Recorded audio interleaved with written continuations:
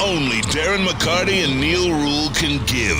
It's time for Big D Energy, live on Woodward Sports. Join four-time Stanley Cup champion and legendary badass Darren McCarty and the golden voice of Neil Rule, Monday through Friday, 11 a.m. to 1 p.m., as they give their takes on all things Detroit sports. The number one midday show in Detroit is on. Welcome to Big D Energy. 'Twas the night before football, and all through Ford Field, not a creature was stirring except the team that would not yield. You ready, D-Mac? Big D! Preseason football's almost here! How long did it take you to write that? I just thought of it good. right before the show. Oh, hey, I was like, you know what? Better than me. Dude, spitting rhymes. Oh, let's freestyle nursery rhymes all day, and we can do that. Big D Hickory, Energy. dickory, what? Hey! Hey! Welcome to Big D Energy. My name is Stick, filling in for Neil Rule once again. He is on vacation in North Carolina. I thought he was in Florida golfing. That trip is not coming up till later, so I was mistaken. He is on the other coast. All right. Well, same coast. I guess it depends on which coast. Neil just doing Coast what he of wants, America. not showing up to work, you know. Hey, you know, things are falling apart without Neil Rule, too. Yeah. Like, can we be honest that Neil Rule was the glue holding this shit together? No, big facts. Like, Big facts. the tone, the reasonableness, the views. Yeah. And the interaction with the chat. Thank you guys for being a part of the show. That is four-time Stanley Cup champion Darren McCarty. That is KG. We have Simeon in the massage chair. And, of course, Spencer Raxter is in the building as well. Darren, I wanted to touch on this yesterday. And when I introduced you and said four-time Stanley Cup champion Darren McCarty, it brought me back to a conversation that we were having a week ago. Oh, what? About you when you weren't here. Oh. What do you think you're more known for? Beating Lemieux's ass or winning the cups?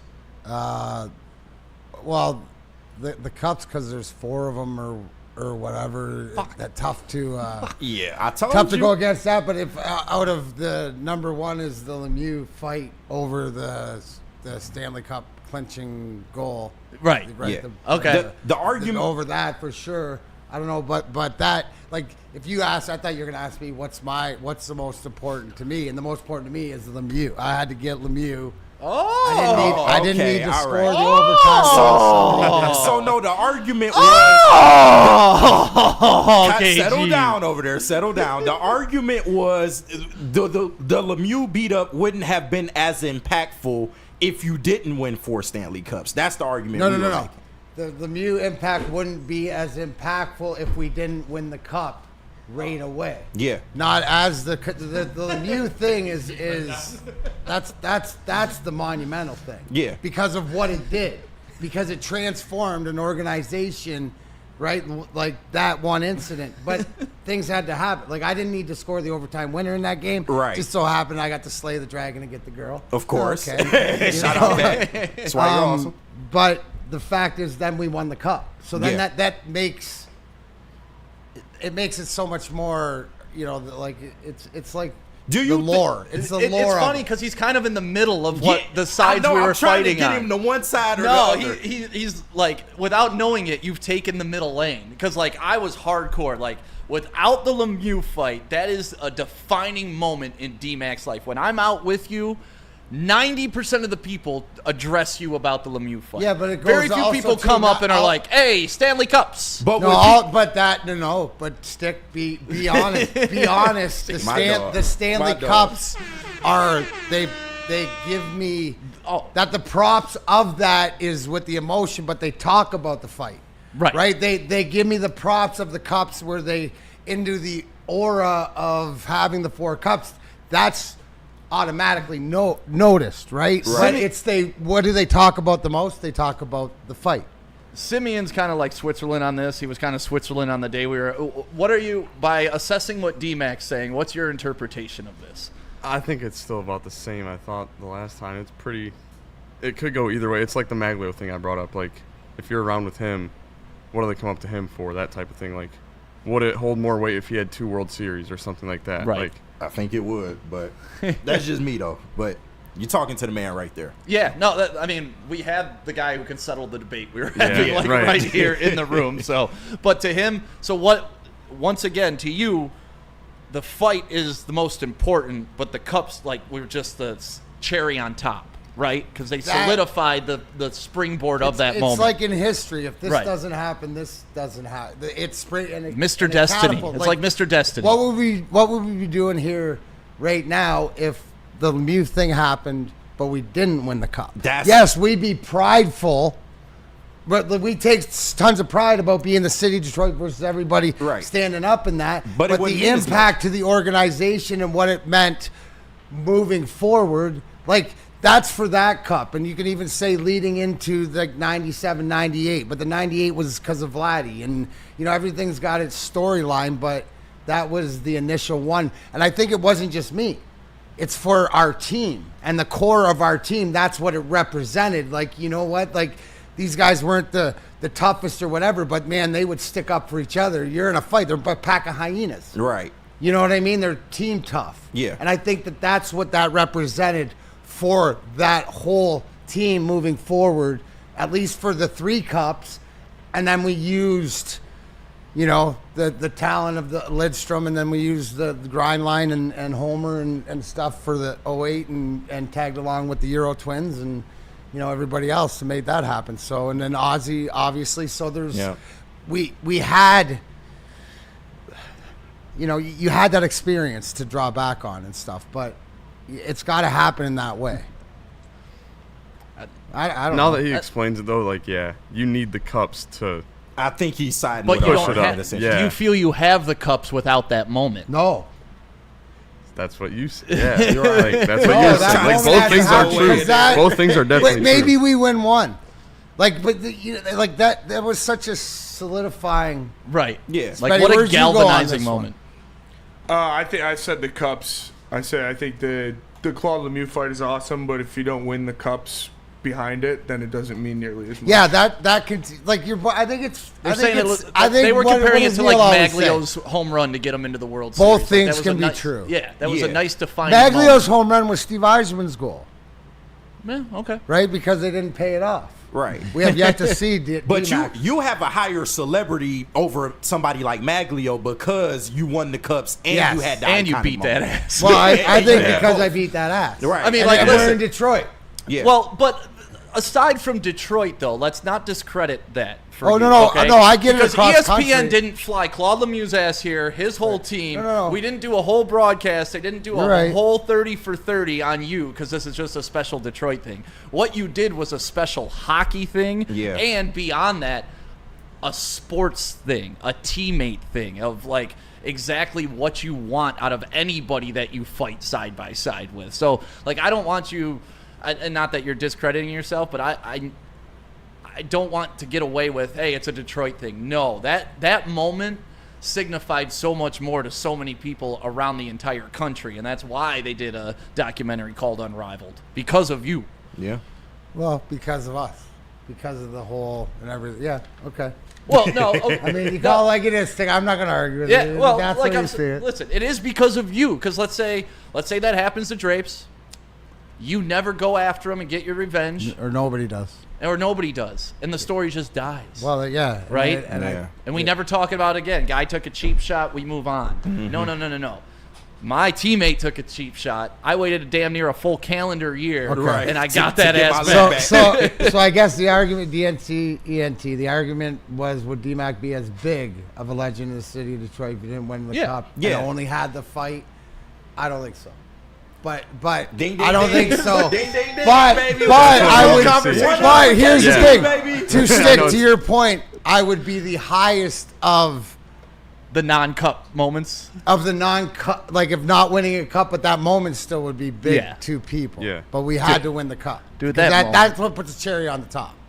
I mean, that moment, I'm sure the people in the chat remember exactly where they were when that moment happened. I remember I was at a girl named April's house. Shout out Walled April. Lake Central. She was having a little house party.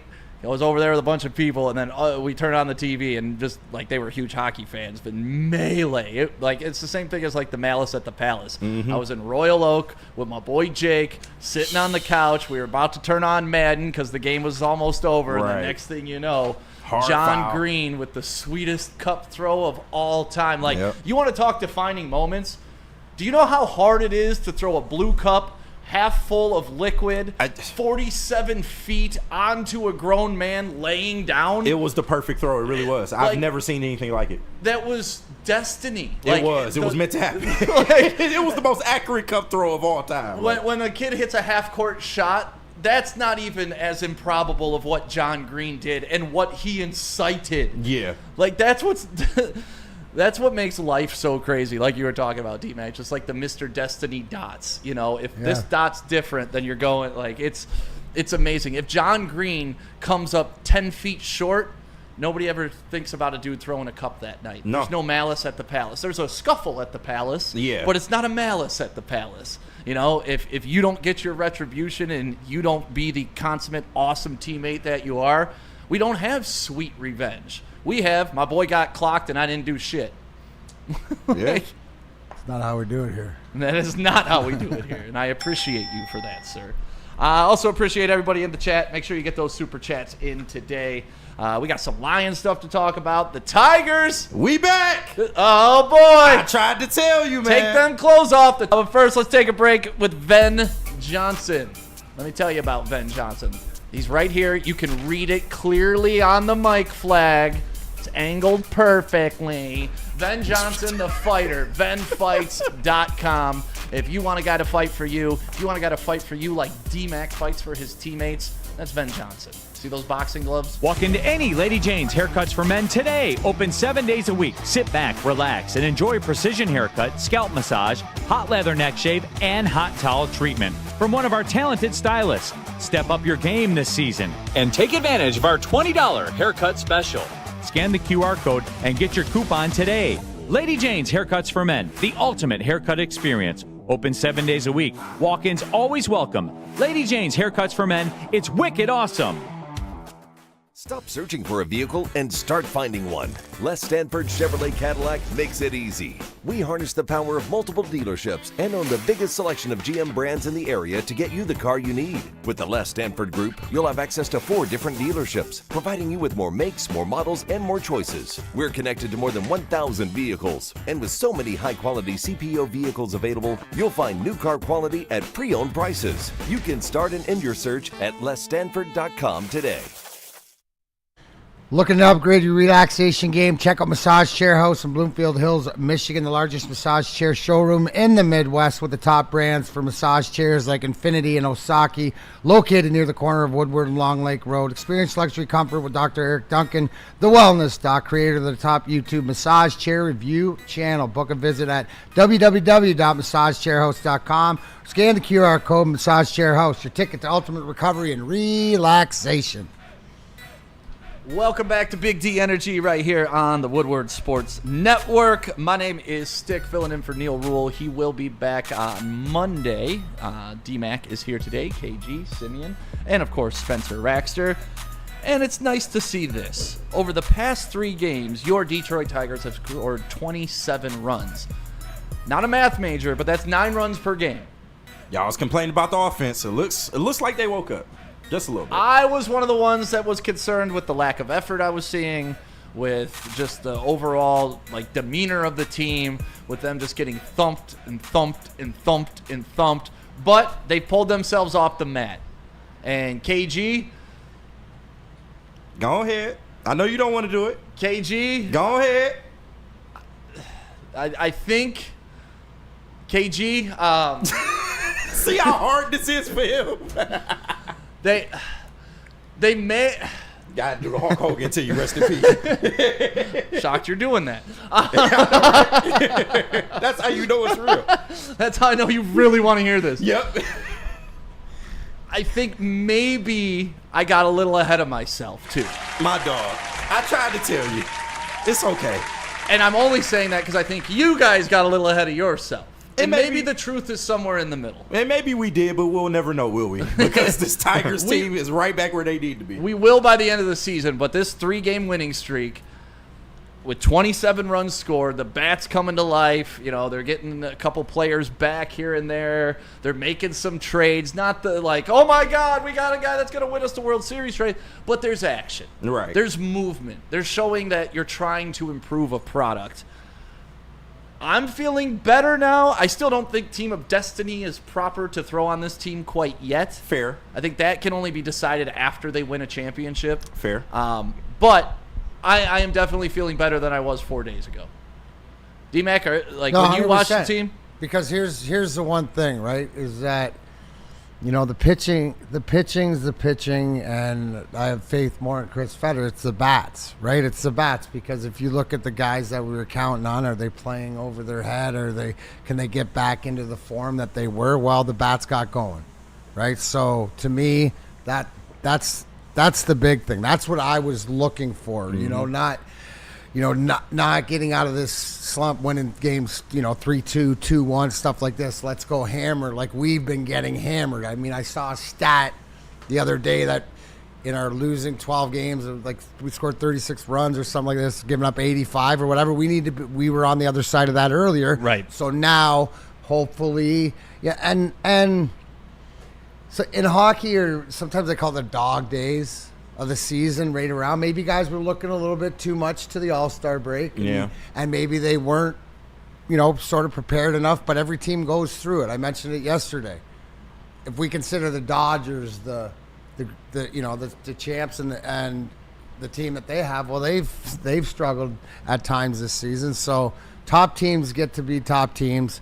We're back with the best, record in the AL, so tied for it anyways like that. And we're under like where we think we should be because of the start we had, but I think it's more of just this is finding our level. So that's why let's keep her going. How much is this though, the level of competition they're playing right now? Well, it doesn't. Let's admit the D-backs are not the Toronto Blue Jays. Okay, but when you are slumping, you need to go and take care of business and get back in. So it's so glorified practice. I don't care what it is. You need to take care of business. Because coming out, yes, so when you play the better teams, which are coming up on the schedule, this is what other teams do. Beat on the bad teams. When you're struggling, you want it to be a little bit easier than it is harder. Yeah, if you're a good team, you should beat the teams you're supposed to beat. Absolutely. Like that is kind of like the bottom line, right? And I think with the Lions, we've gotten over that. Like, we know when the Lions, it used to be, oh my God, they're playing the Panthers. Panthers maybe, they may pop out against the Lions. Now they just come in to an inferior team and lay the wood on them. And that's what the Tigers are doing right now. This is kind of like it's a beating that has a lot to do with other things. Like, this has nothing to do with the Diamondbacks, but they're catching retribution for the past 2 weeks. Yeah, no, they had to catch up, and the mark of a good team as well is mixing in wins against good teams, and the Tigers have done that for a majority of the season. And like I said, before this little 2-week stretch, it was too easy for them. So I'm glad that they faced a little adversity, and now they're finding themselves coming out of it. But ultimately, this team is damn good, and when you look at the Cleveland Guardians situation, I'm going to double down on what me and Neil said. The Central should be ours. Like, I have no qualms about the Central. Where do the Tigers rank amongst the American League going into the playoffs is the real question. And can they stay healthy? Because that's a big thing. Losing Reese Olson was big. Yeah, what do you think about Casey Mize yesterday? I mean, not the best showing. When his location is off, he tends to get lit up like he did. I think he has time to figure it out, but our starters have to get to a place to where they're eating more innings, because our relievers... one ain't enough. Yeah, no, absolutely not. Our relievers are suffering because our starters just have not been that good. Yeah, and see, that's where, like, I won't go all in and be like, the boys are back, yeah, championship or bust, because there's still a lot of warts that I'm seeing, and against a better team, those warts would get exposed. Right. They're not a perfect you got away product. with it yesterday.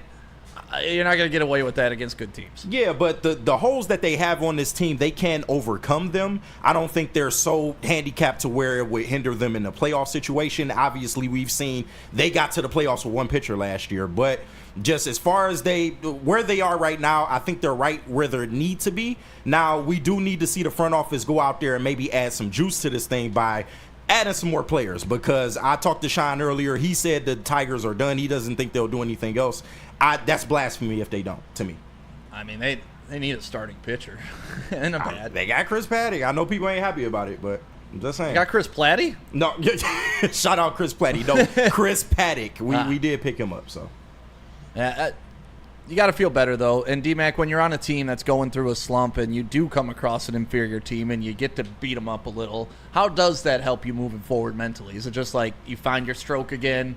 What does it do? No, I mean, you got to build on it. Yeah. Right? So, I mean, it's like, anybody who golfs or whatever like this, some days aren't like the others, but you want to get back to the consistency. I think KG brings up a great point to the fact that we need more out of our starter other than like Scooble. Hopefully Flaherty's last start, something he can build on, but we was just inconsistent. That's why yesterday with KG, when you said the loss of Reese Olson for the season, that hits hard because you can't replace it because, when he's right, we've seen what he can do, and he can eat up some innings. So, yeah, they are what they are. You made another great point. The fact is that they can't overcome. They have to.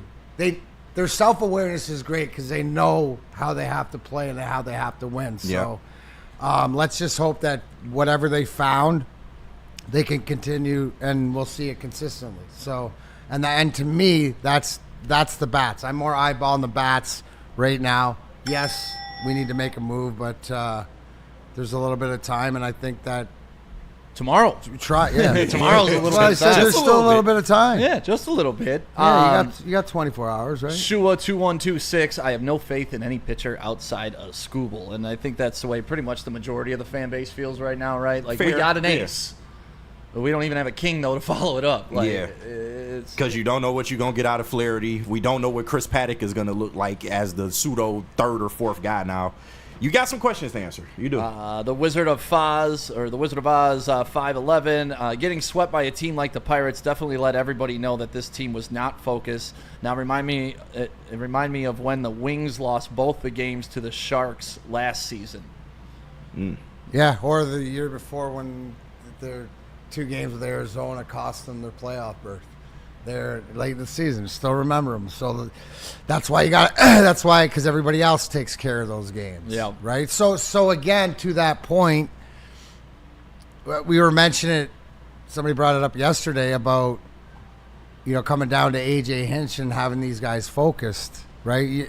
You're allowed one of those in the middle of the season as long as you refocus and don't let it happen again. That was my biggest bitch. Like, I wasn't complaining about their talent, and even when I was arguing and bashing this team, it was the focus, it was the lackadaisical effort, it was like little league mistakes. Right. When I watch professionals, I want them to perform at a professional level, and the Tigers were performing at maybe like a 14U level. Like, true. I saw Little League World Series had better quality baseball than the Tigers were playing during that stretch where they lost what?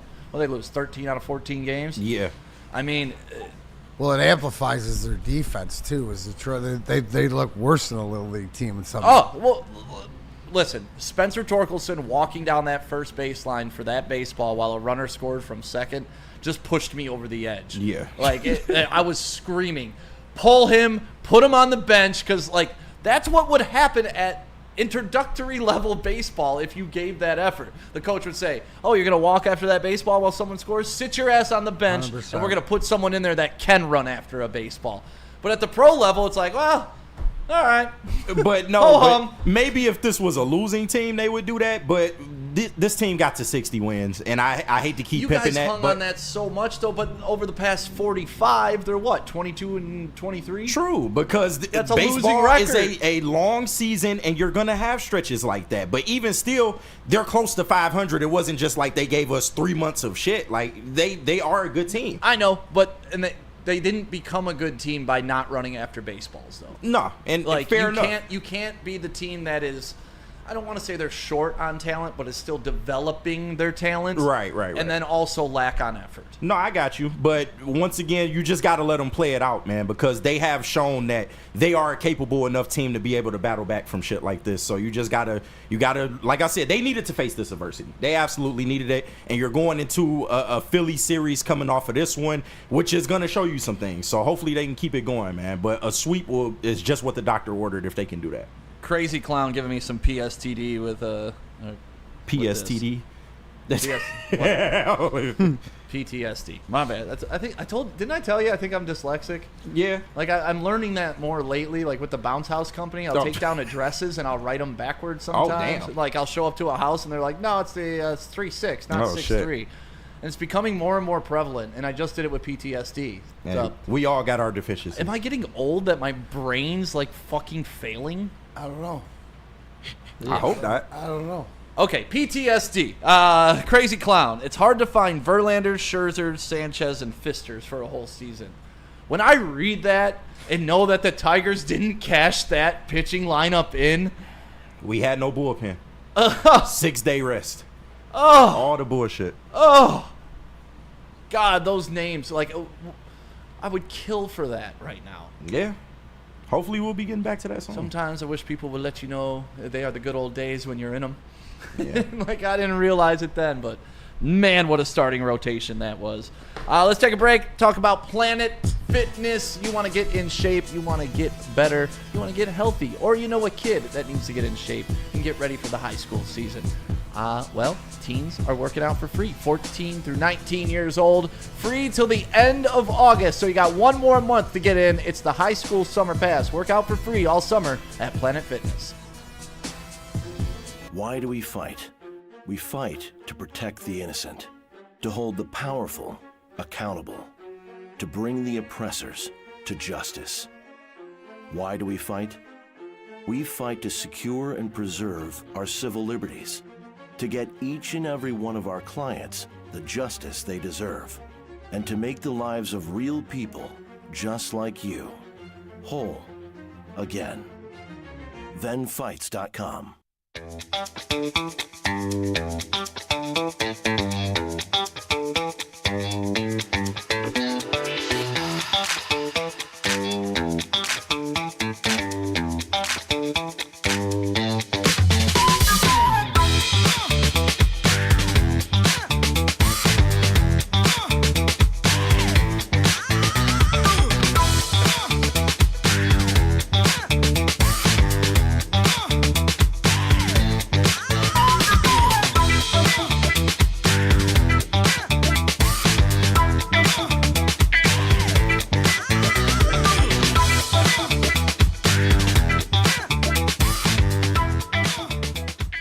Attention sports fans, don't miss out on expert sports injury insights with Dr. Jeff Pierce of Michigan Sports and Spine. Join Dr. Pierce here every Tuesday during Big D Energy and Thursdays during the Braylon Edwards Show with Shep, where he offers top-notch injury advice. Trust the guy, trusted for all four Stanley Cups. Dr. Jeff Pierce here to keep you in the game, performing at your best. For more information, visit MichiganSportsAndSpine.com. Call 248-426-9944.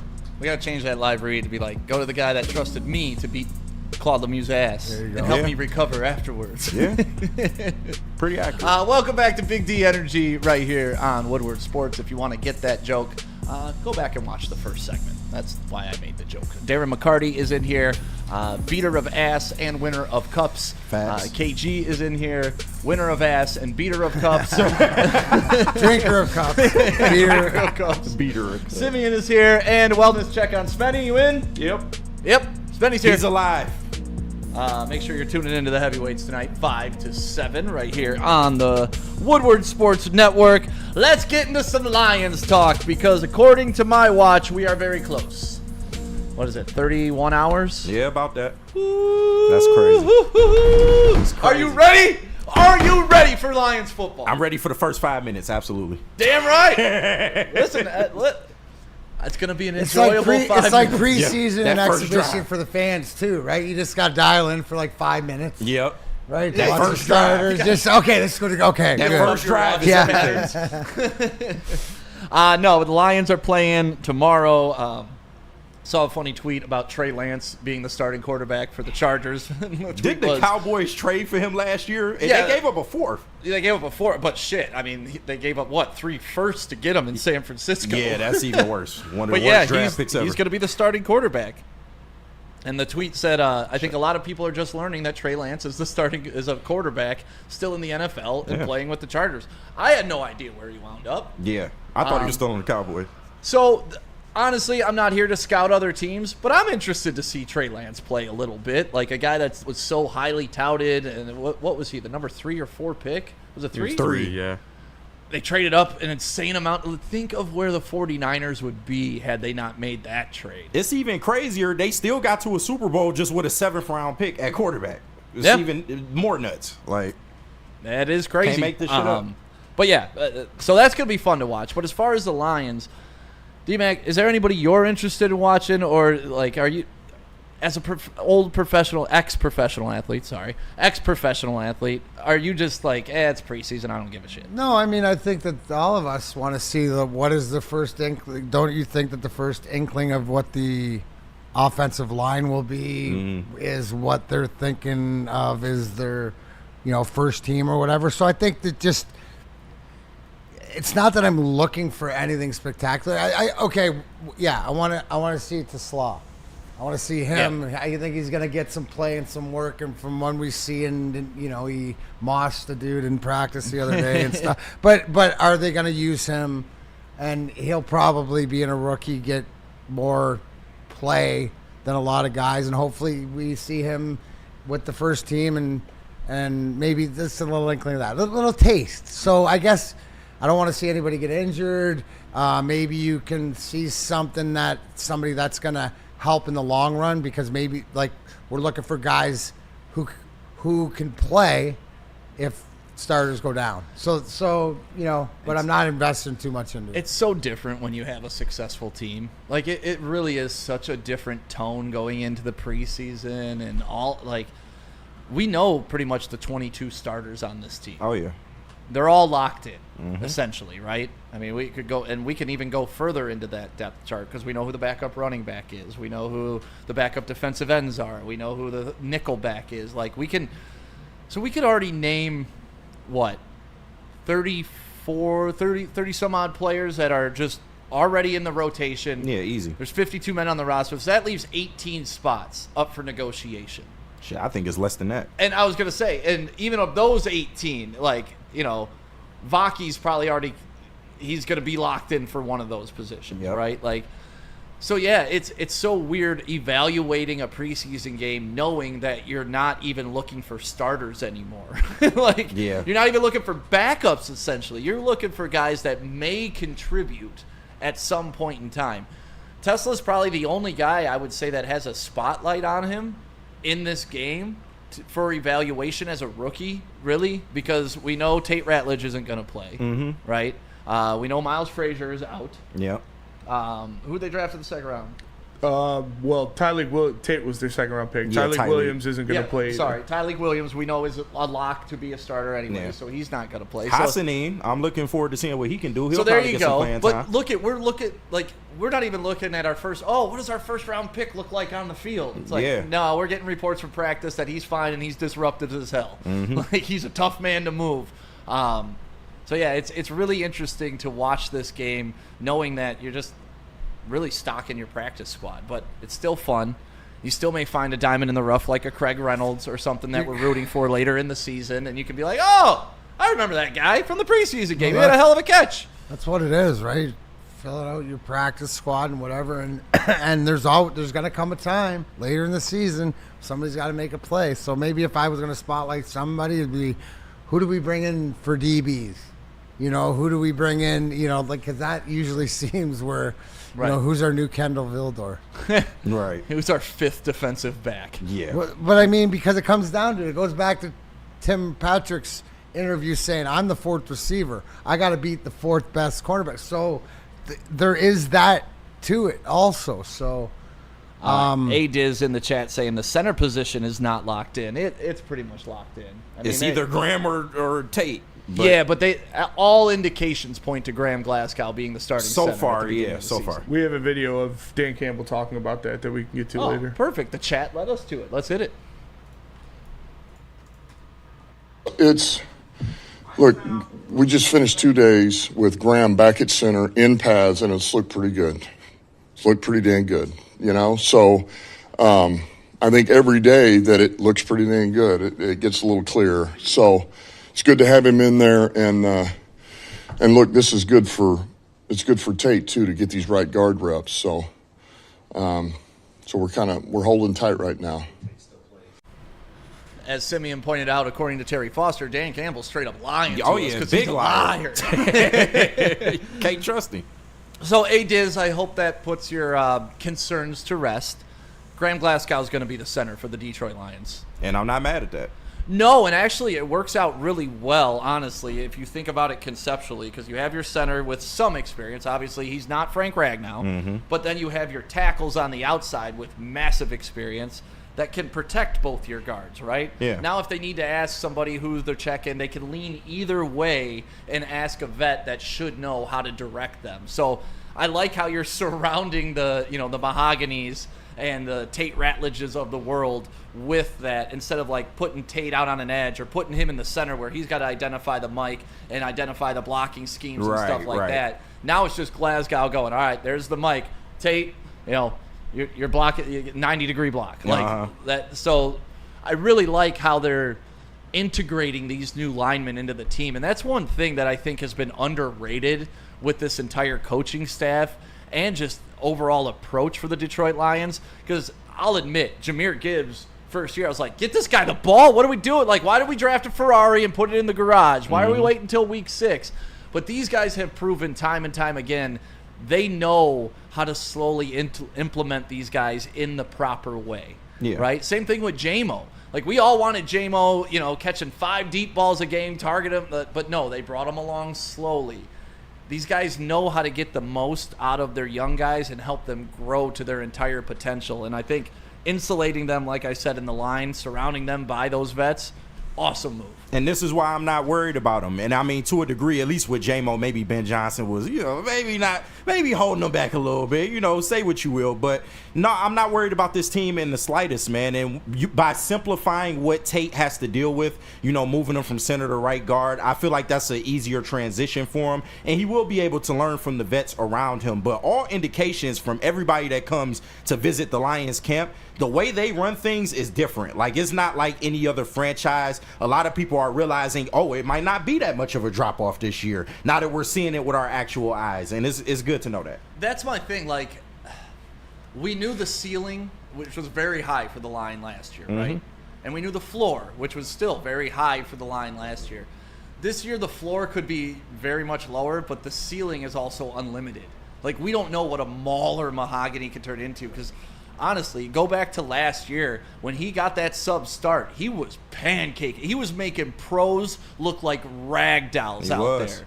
Like, I was like, oh my God, that's a rookie out there doing that.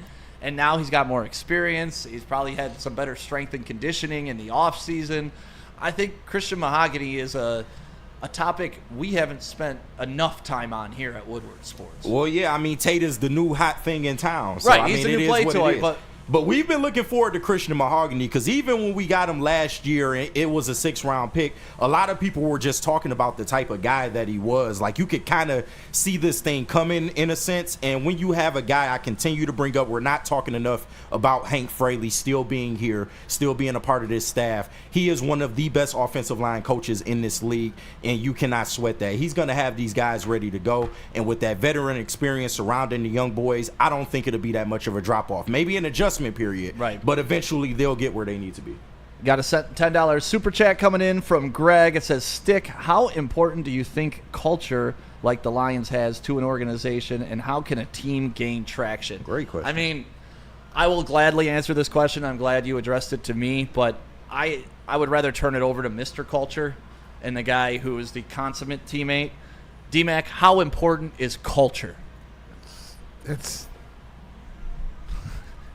loaded question today. Well, it is, and it's sort of like work ethic, right? You can have all the talent, but when talent matches work ethic, so when talent matches culture, right? When you have that, but it's so important because culture is when the guy next to you is more important to you than you are yourself, right? It's like team and it's a selfless act, and you can see it. So when everybody's on the same page, I think you hear little stories, coming out of Allen Park, like one of the rookies was late on the second day, and one of the vets got into his face and said, "That's not how we do it around here. You show up, you shut up, and you put your work in." So, that's where it starts. It doesn't guarantee victories, but it guarantees the game plan.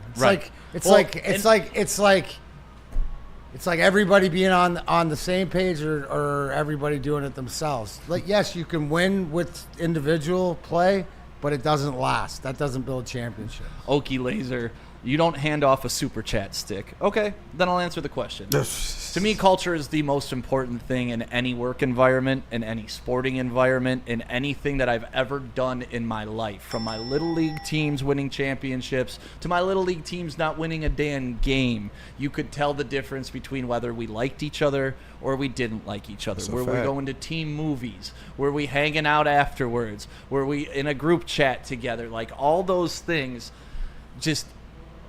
It's an untangible thing, but it always seems to work.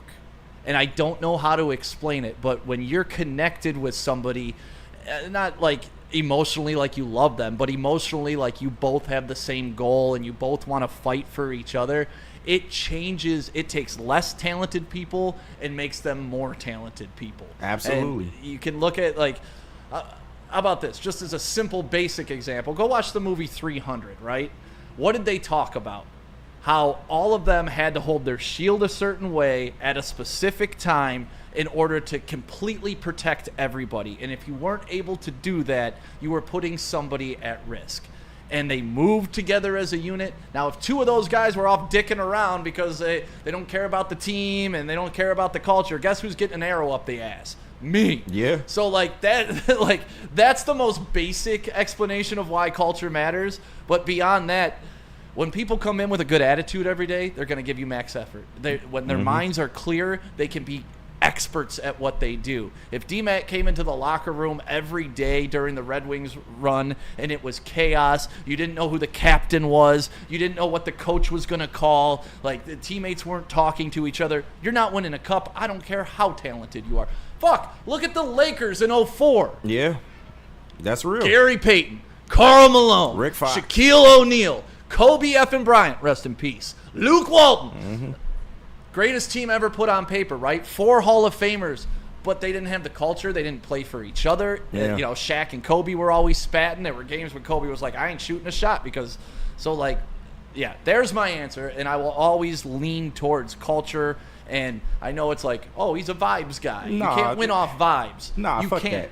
But you can win off culture. Because conversely, Stick, to your point, like when the culture is bad, you know about it. You will see it. It will show itself. How many times as Lions fans have we seen the culture just be shit? Like, we literally came from that. So people that, say, oh, the culture shit is overblown. Do you not realize where we came from? Right. We saw dysfunction firsthand with all of the regimes previous to this. Well, look at Matt Patricia roasting his all-pro players, calling them out for being friends, like all this stuff. And what did he do? He ruined the culture here. Like, Jim Caldwell left him with a pretty nice cupboard. Yes. And he took us back to the Rod Marinelli years. He jettisoned 3 good players off this team just because he didn't like them. And not only did he get them out of here, those players went on to speak out about how they wanted to be here. Absolutely. Great. I'm not going to use the term great. Really good players. I mean, shit, wanted to be Detroit Lions when the Detroit Lions were dog shit. And this guy came in here with his little pencil in his hat, his little fucking motorbike, and even like Corey Woods. He talks about how they treated the media back then. Mm-hmm. They didn't let him have any shade or put any bleachers for him to watch. It was just like, stand over there. Yeah. You're pariahs. And like even that, like that's what's really cool about what's gone on in Allen Park over the past 4 years is like even the way they treat, I'm sure the janitor now is much better than it ever was under Matt Patricia and Bob Quinn. Oh yeah, not even close. So culture's everything. And I'm sorry to go off on that crazy tangent. But, you gotta ask. But this is where like me and Flannel Sam would always have like, because you can't culture doesn't show up on stat sheets. Right. Like you can't measure how good a guy's feeling when he steps on the court. Mm-hmm. Locker room guys are important. But you see it when it's working. Yeah. It's like the definition of porn. I don't know it, but I can tell you when I see it. Let's take a break.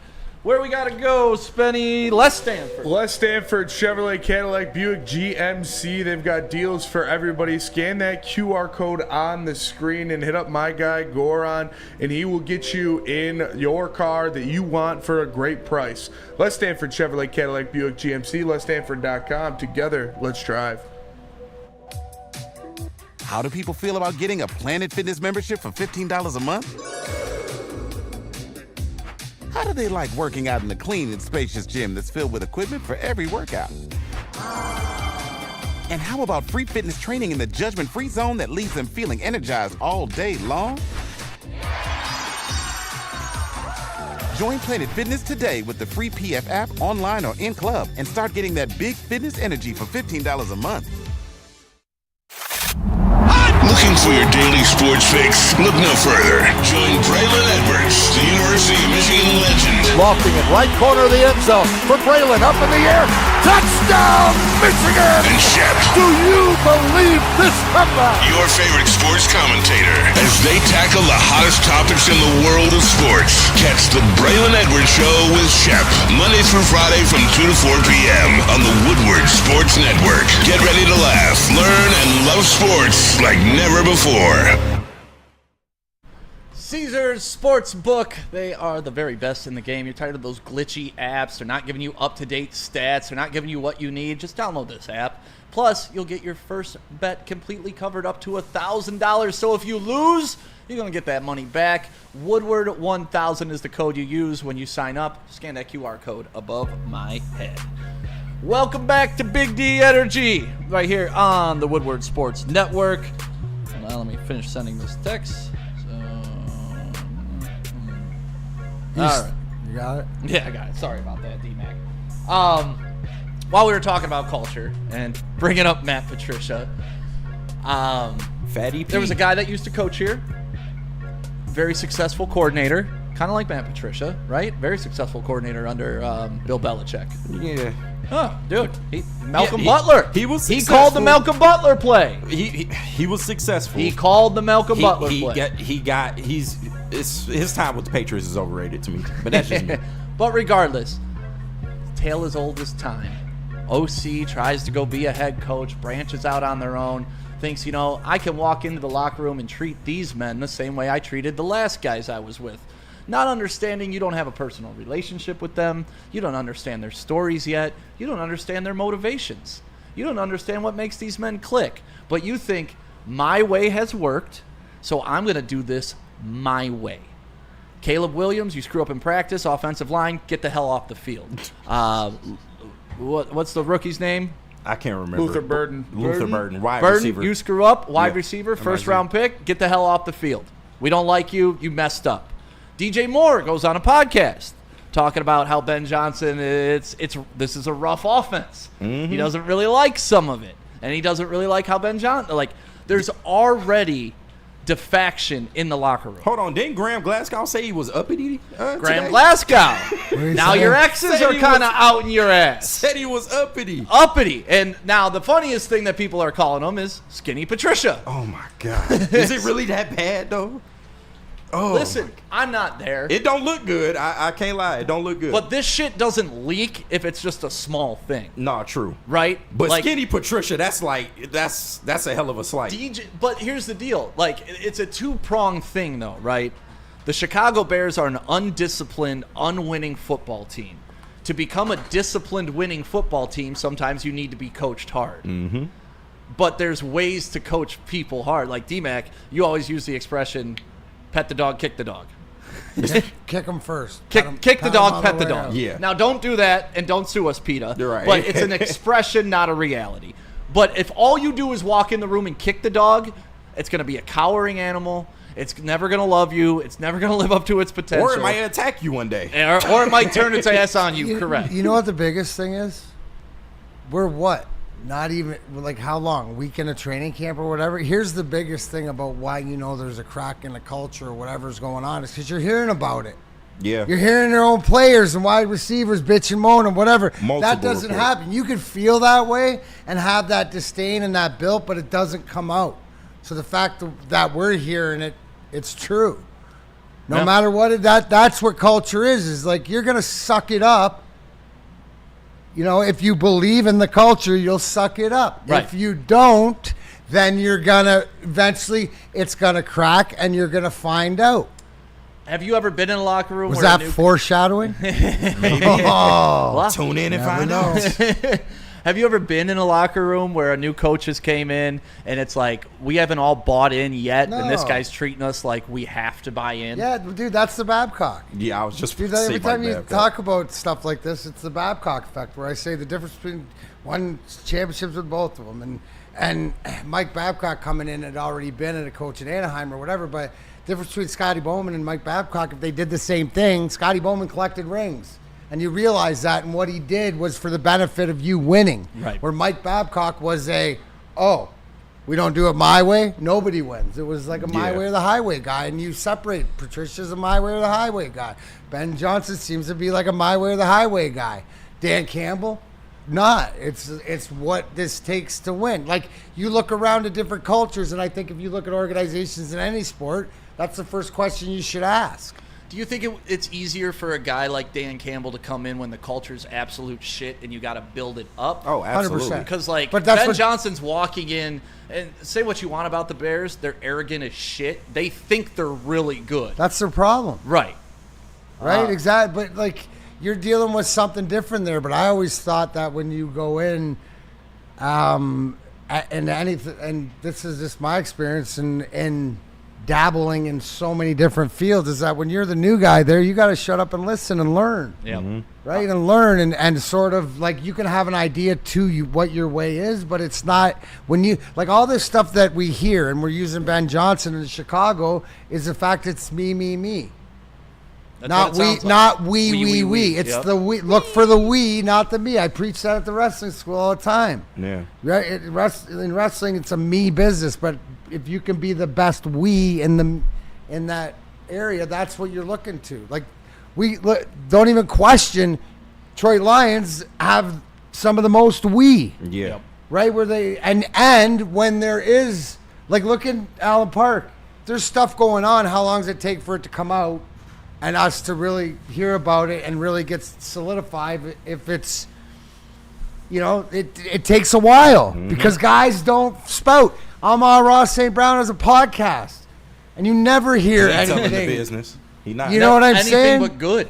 Right, well, but about authenticity. Right. Yeah. Right? And the authenticity in Chicago seems to be like what did Grant Glasgow paraphrase uppity. And to your point, if there was anything going on with Amon-Ra and the Lions, you wouldn't hear about it on this podcast. That's what I'm saying. As But opposed that's to what a Micah Parsons or somebody like that. But that's what I'm saying, like with Dan Campbell being able to rebuild Cowboys, with his guys. Yeah. Right? With Look his at guys. organizations. Like when he brings it, when they draft these guys with just football insane mindsets, like I think that insulates them from having the type of guys that are divas in the locker room that have just based their whole career on talent and have been better than everybody their whole lives, but now they're at the professional level, and this guy doesn't want to go back to, working on a food truck or whatever. He wants to play in the NFL, so he's giving it his all while you're still, I'm talented.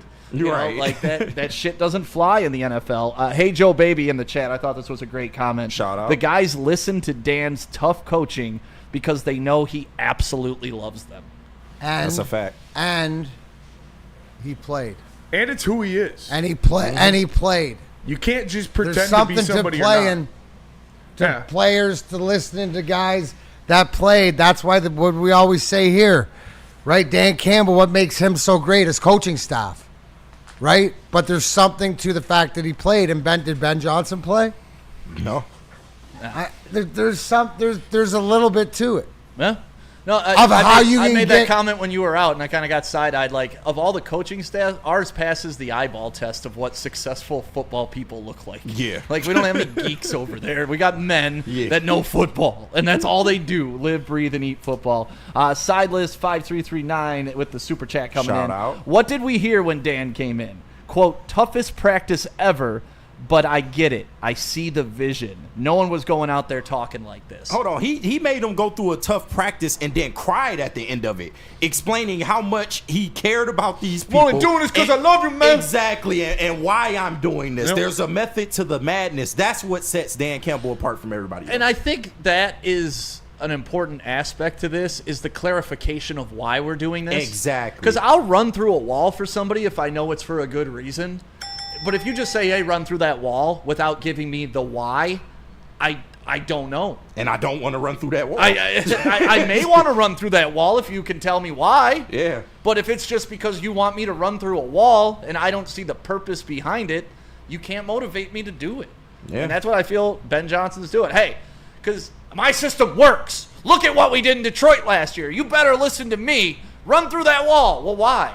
Well, explain it to me, coach. Tell me. Right. Get off the field. We're bringing in the backups. Yeah, that's crazy. Cool. Maybe there's a better way for me to run through this wall if you take the time to work with me. Right. You know, it's It's like crazy. a Jordan Peterson clip that I saw on this lady like snarked at him when he didn't understand the question. He's like, well, maybe instead of being snarky, you could explain it in a different way that Yeah. I understand it. Yeah, exactly. Like, work with me here. But that's the mark of a good teacher or a good coach, you know, being able to relate to other types of personalities. God, I don't know what I'm going to enjoy most. Lions' successful season or a Bears train wreck? What do you? I asked Sean Belegian this morning. Seeing everything going on with them right now, what's your win total for them? Just spitballing. I had them at 8 and 9.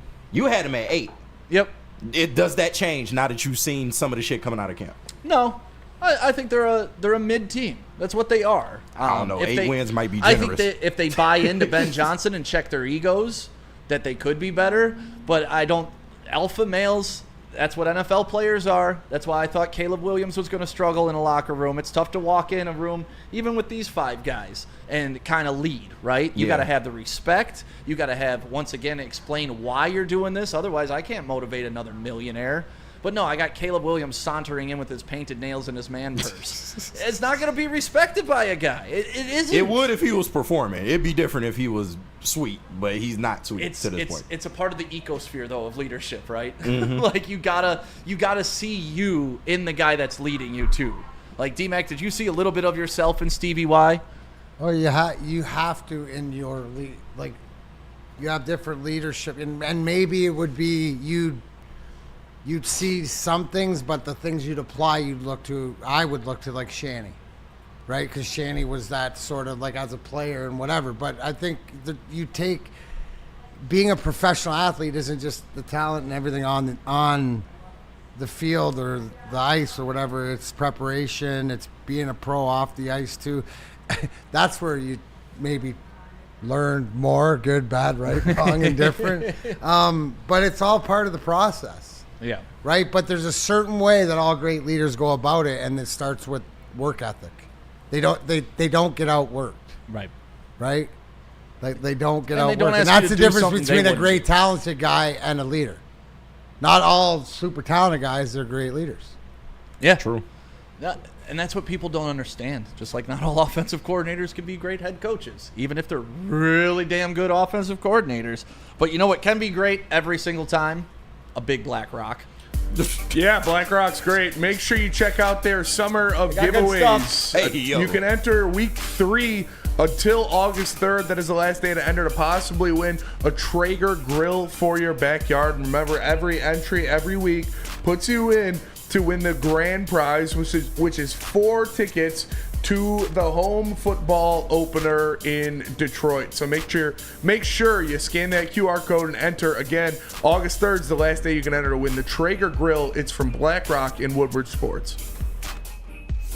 Big injuries, big news. Twice a week, Dr. Jeff Pierce from Michigan Sports and Spine joins Woodward Sports Network for the Injury Insider Report. Big D Energy Tuesdays at noon, and Ermanni and Edwards with Maz Thursdays at 3:30. Get expert analysis and in-depth breakdowns on the latest sports injuries from the man trusted by top athletes in the community, like D-Mac. Whether it's the Lions, Pistons, Tigers, or Red Wings, Dr. Pierce talks us through it all. Don't miss the Injury Insider Report with Dr. Jeff Pierce, your go-to source for understanding the impact of injuries on the games and players we love. Only on Woodward Sports Network. Scan the QR code on the screen or go to MichiganSportsandSpine.com to see if Dr. Jeff Pierce can help you. Stop searching for a vehicle and start finding one.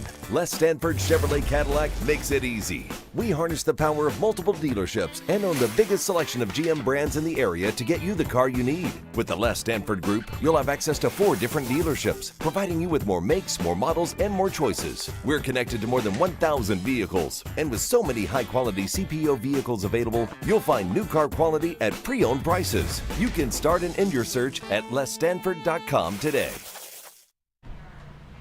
It's been hot out. D-Mac's been golfing, and we got the whole Woodward golf set going on. Make sure you go to woodwardsports.com. Click on shop, and you can go sift through all the designs, whether you're talking football, baseball, basketball, hockey, soccer, whatever you need. We got it up there. woodwardsports.com. Click on shop. Welcome back to Big D Energy right here on the Woodward Sports Network. We going to do top 5? No. D-Mac, you want to do the top 5? I don't care. Yeah, I'll do. I got mine. Yeah. Did you do yours, KG? I did not because I was told we weren't doing it. So okay. It's up to you. We had to stalemate now. I wanted to do this top 5. Well, I'm sorry. We can. I got my Not the list best here day just because for it's it, not you out know. to the people. I know it's not the best day for it, but you know what? Sometimes that's when you have to do things, right? I feel you. Well, you got to take it up with the man running the show over there. Well, I mean, we don't. You guys can list your top 5s. We don't have the graphics. We though. don't have We don't have graphics. We can talk about it. Yeah, we don't have graphics, but we can talk about it. All right, D-Mac, let's just breeze through this then. It's essentially the top 5 ways to consume cannabis right here on the Woodward Sports Network. D-Mac, since you are King Cannabis around here, I will say this is the room to do this. Oh, yeah, big facts. Yeah, this is a fun room. I don't know about Sim, though, but, you know. Sim might get down with the get down. Not everybody's perfect. You know, like, listen, someone's got to be a politician, right? You're right. Not all of us can be degenerates. But, D-Mac, what are your top 5 ways to consume the devil's lettuce? My top 5 ways to consume cannabis. Neil would never.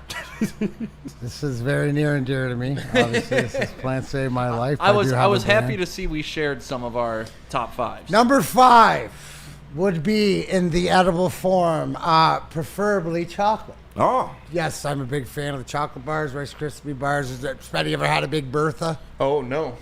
Have you had a Big Bertha? No. Big Bertha is like a king-size Reese's peanut butter cup. Oh, shit. About 200 milligrams. And it's smooth. Where do you acquire Big Bertha? Any of the dispensaries. Okay. It's right. I think it's a Detroit Cannabis Company product or whatever. They have great chocolate. And here's a little education, right?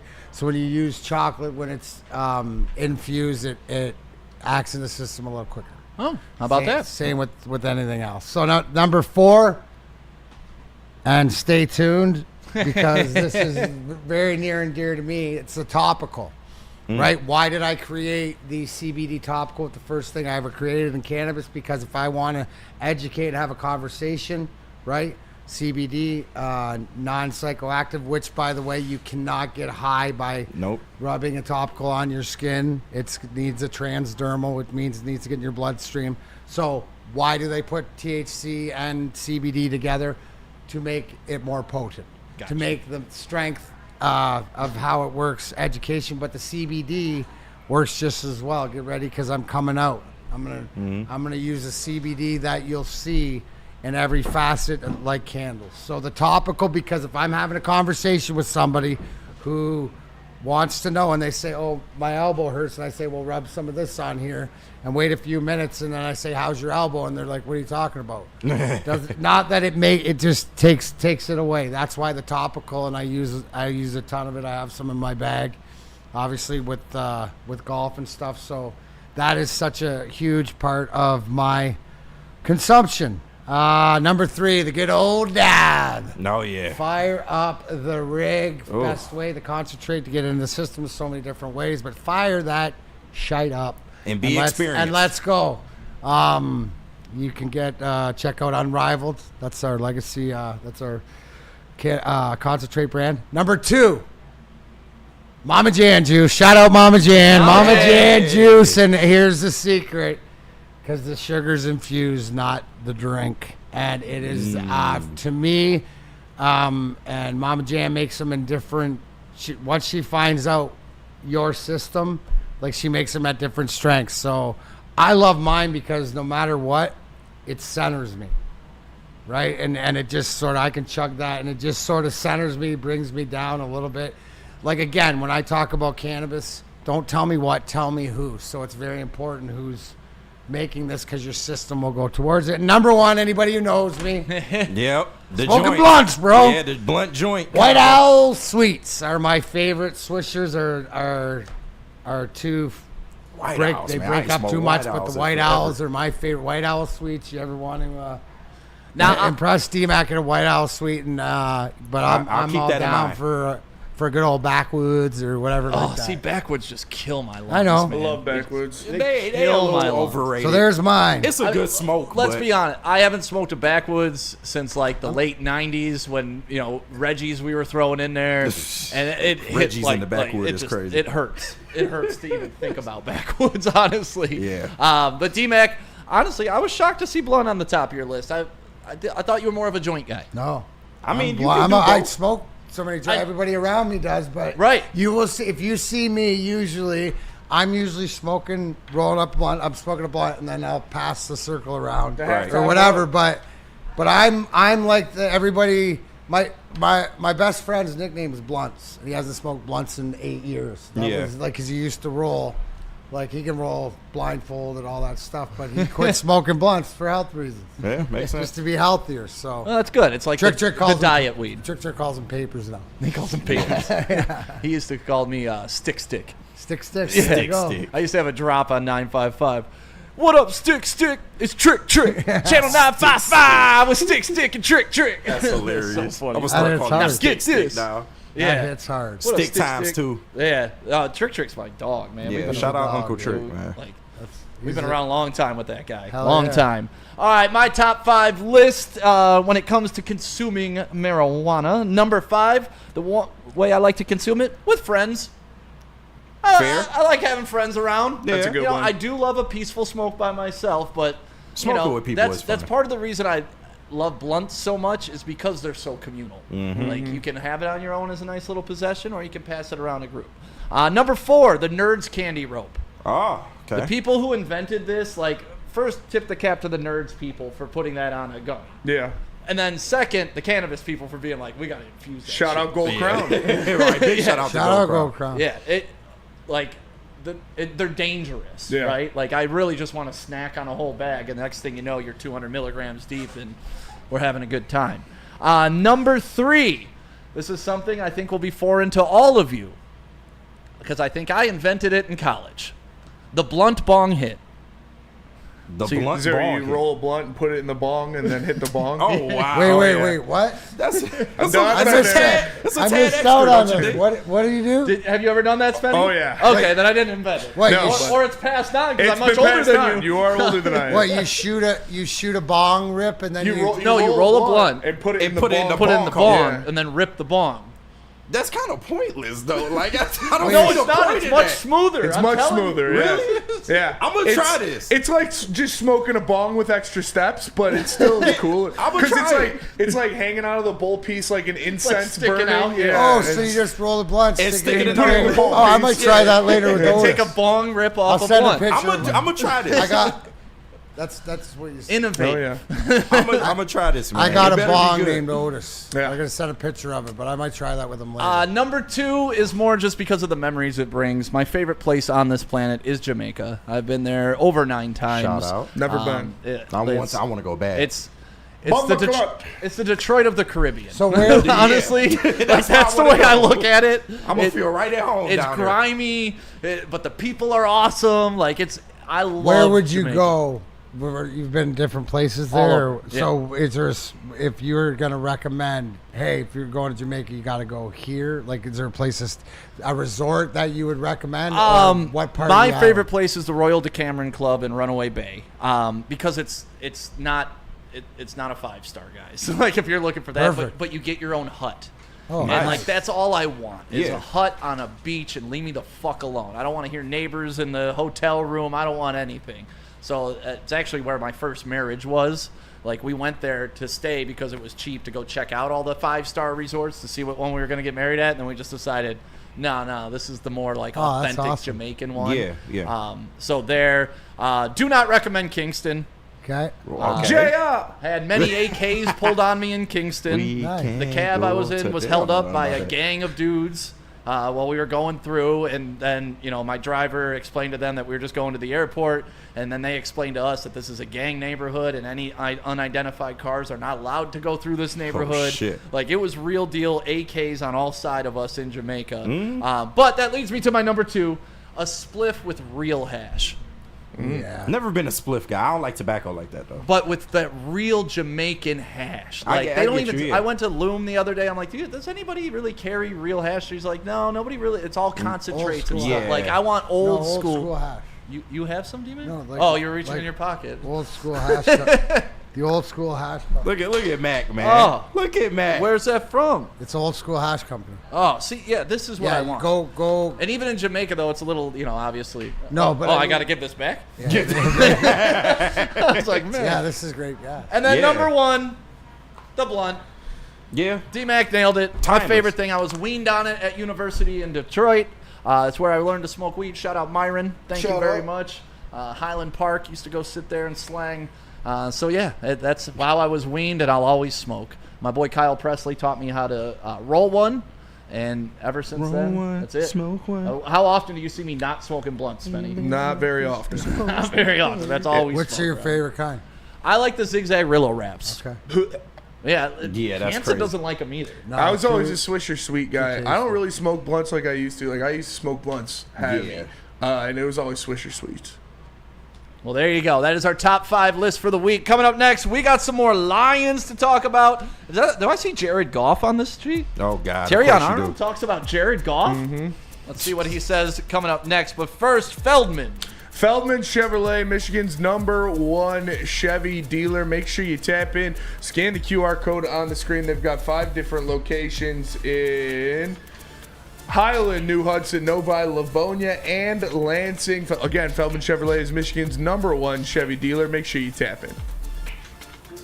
Why do we fight? We fight to protect the innocent, to hold the powerful accountable, to bring the oppressors to justice. Why do we fight? We fight to secure and preserve our civil liberties, to get each and every one of our clients the justice they deserve, and to make the lives of real people just like you whole again. ThenFights.com. How do people feel about getting a Planet Fitness membership for $15 a month? How do they like working out in a clean and spacious gym that's filled with equipment for every workout? And how about free fitness training in the judgment-free zone that leaves them feeling energized all day long?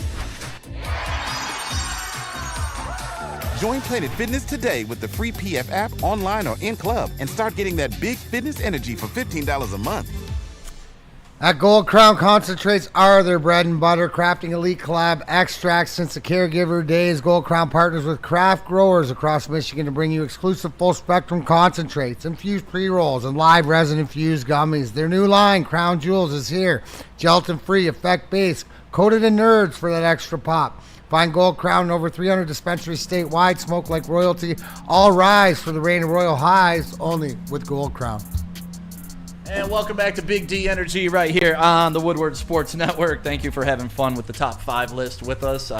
Some people didn't like it because they're a little uppity and they still think weed is like they're still going back to like my mom grew up. What was that one film that they showed all the kids in the 70s about like if you smoke? Reefer Madness?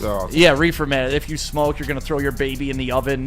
Like you're gonna beat your wife. That's like, some strong dude, ass weed. Grow up, dude. They're about to schedule to Schedule 3. So I mean, like, get educated. That's just.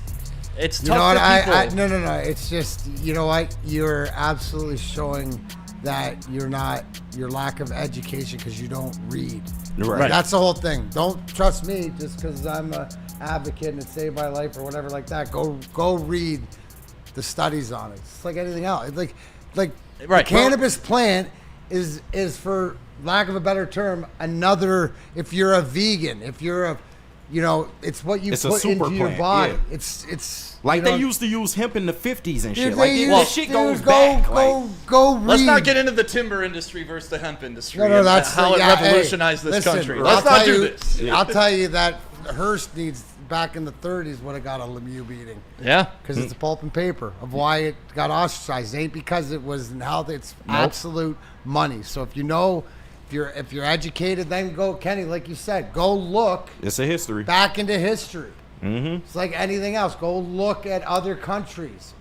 I don't know if you know this, but shit they tell you around here, you might want to double check. Right. Well, I'll tell you one thing. Other than here at Woodward Sports. Of course. The thing you want to hear is from Terrion Arnold. And what I want to hear him talk about is my favorite man on the planet, Jared effing Goff. Spenny, you got that clip? Yeah.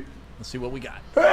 Bless you. Thank you. Give me 1 second. I think I got a 3-cam. It was with Dan Miller. All right. Well, Terrion Arnold, Shout out Dan having Miller. a good training camp, honestly. Yeah. A lot of people are talking a couple twingy injuries here and there. Yeah, but he's still hamstring. showing out in all the film that I'm seeing. Yeah, you hope the hamstring doesn't linger going into the season, but I think he'll be fine.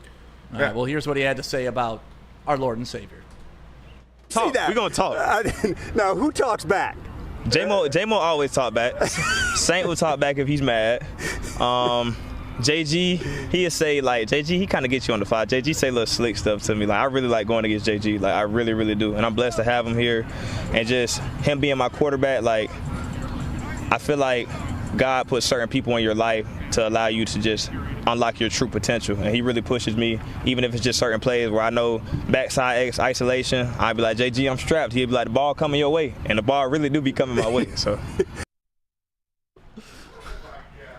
I fully believe it. I believe God put Jared Goff in a Lions uniform to lift us from the hell that we were in for my entire effing life.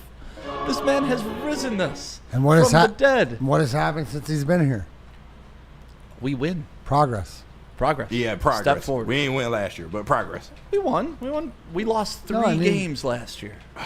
I understand. 3 games. But the we one used to that, lose 3 games in 2 weeks. The one we needed though, we lost that one. I still love golf. I understand. I still love golf. When you got a rookie like that, and if Terry Foster was sitting across, well, what do you think he's going to say about Jared Goff?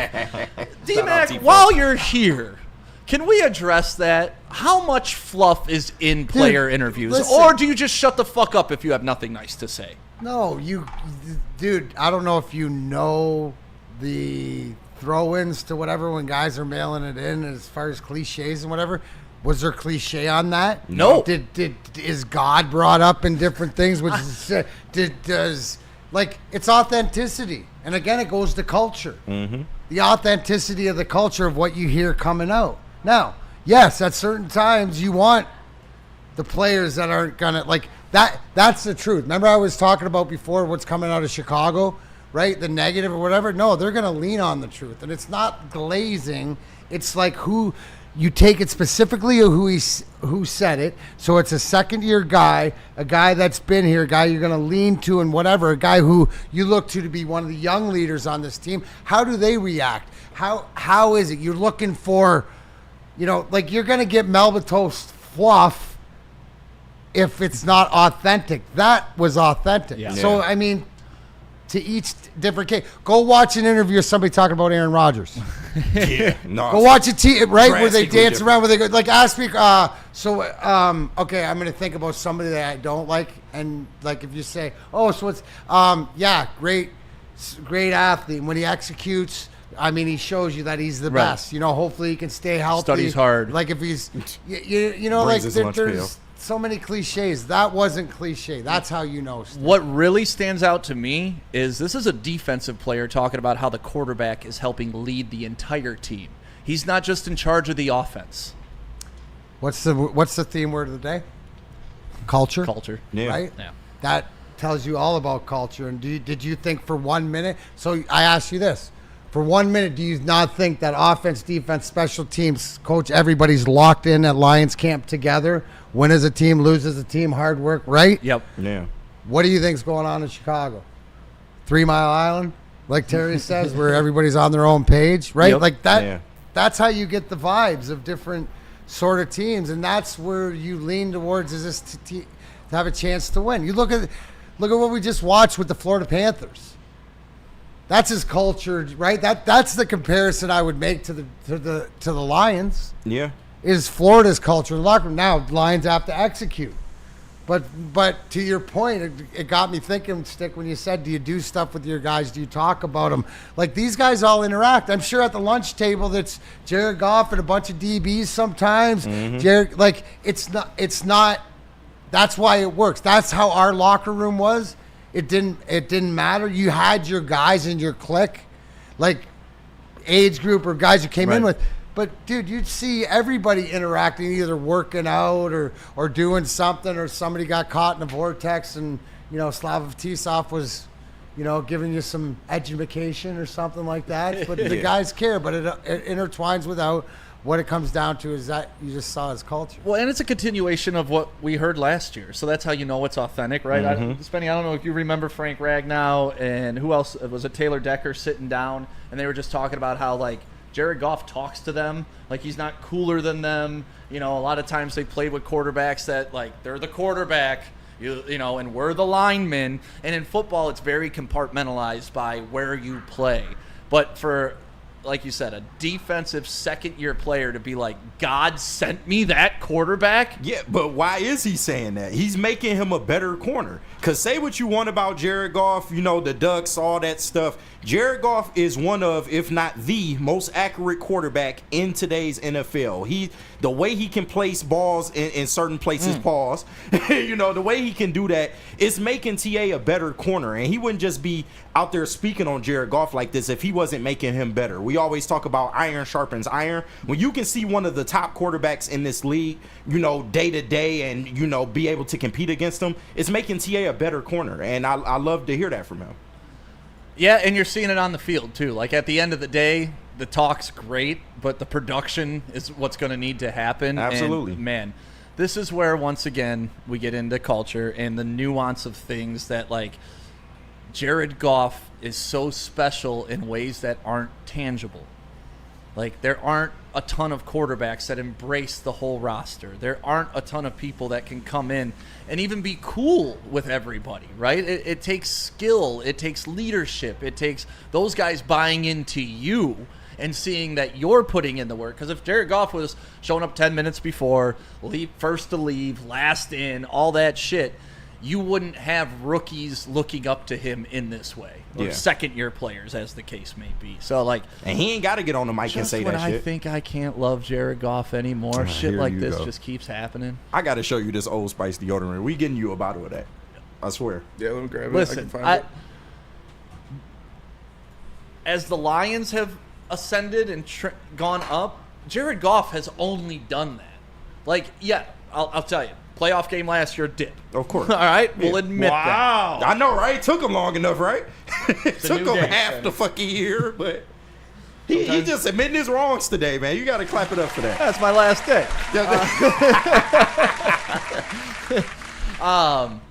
So, like, that ascension is so paramount to everything that we done. Oh, look at that. Yeah, I told you.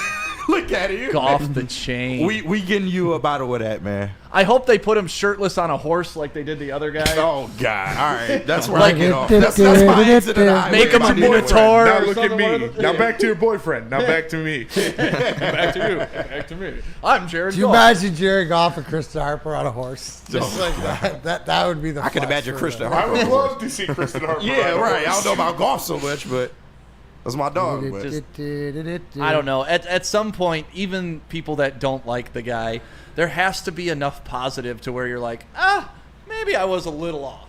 Like, that's. I don't think I'll ever get it because, people like to plant their flags and live by that. But every year, it just keeps getting better with Jared Goff. And when I think it can't get better, I got stuff like this telling me he's God sent. True. Like, when I thought, it's good he's here, that's one level. When it's a defensive second year saying, God sent me Jared Goff to make me better. That's an unbelievable quote. Y'all should have played that clip, Phil. That was the first time I saw that clip, and it's pretty crazy, honestly. That is an unbelievable quote. If it was J-Mo, it'd be like, that makes sense. He's throwing him the ball. Yeah. But here's the thing, right? Do you believe him? I do.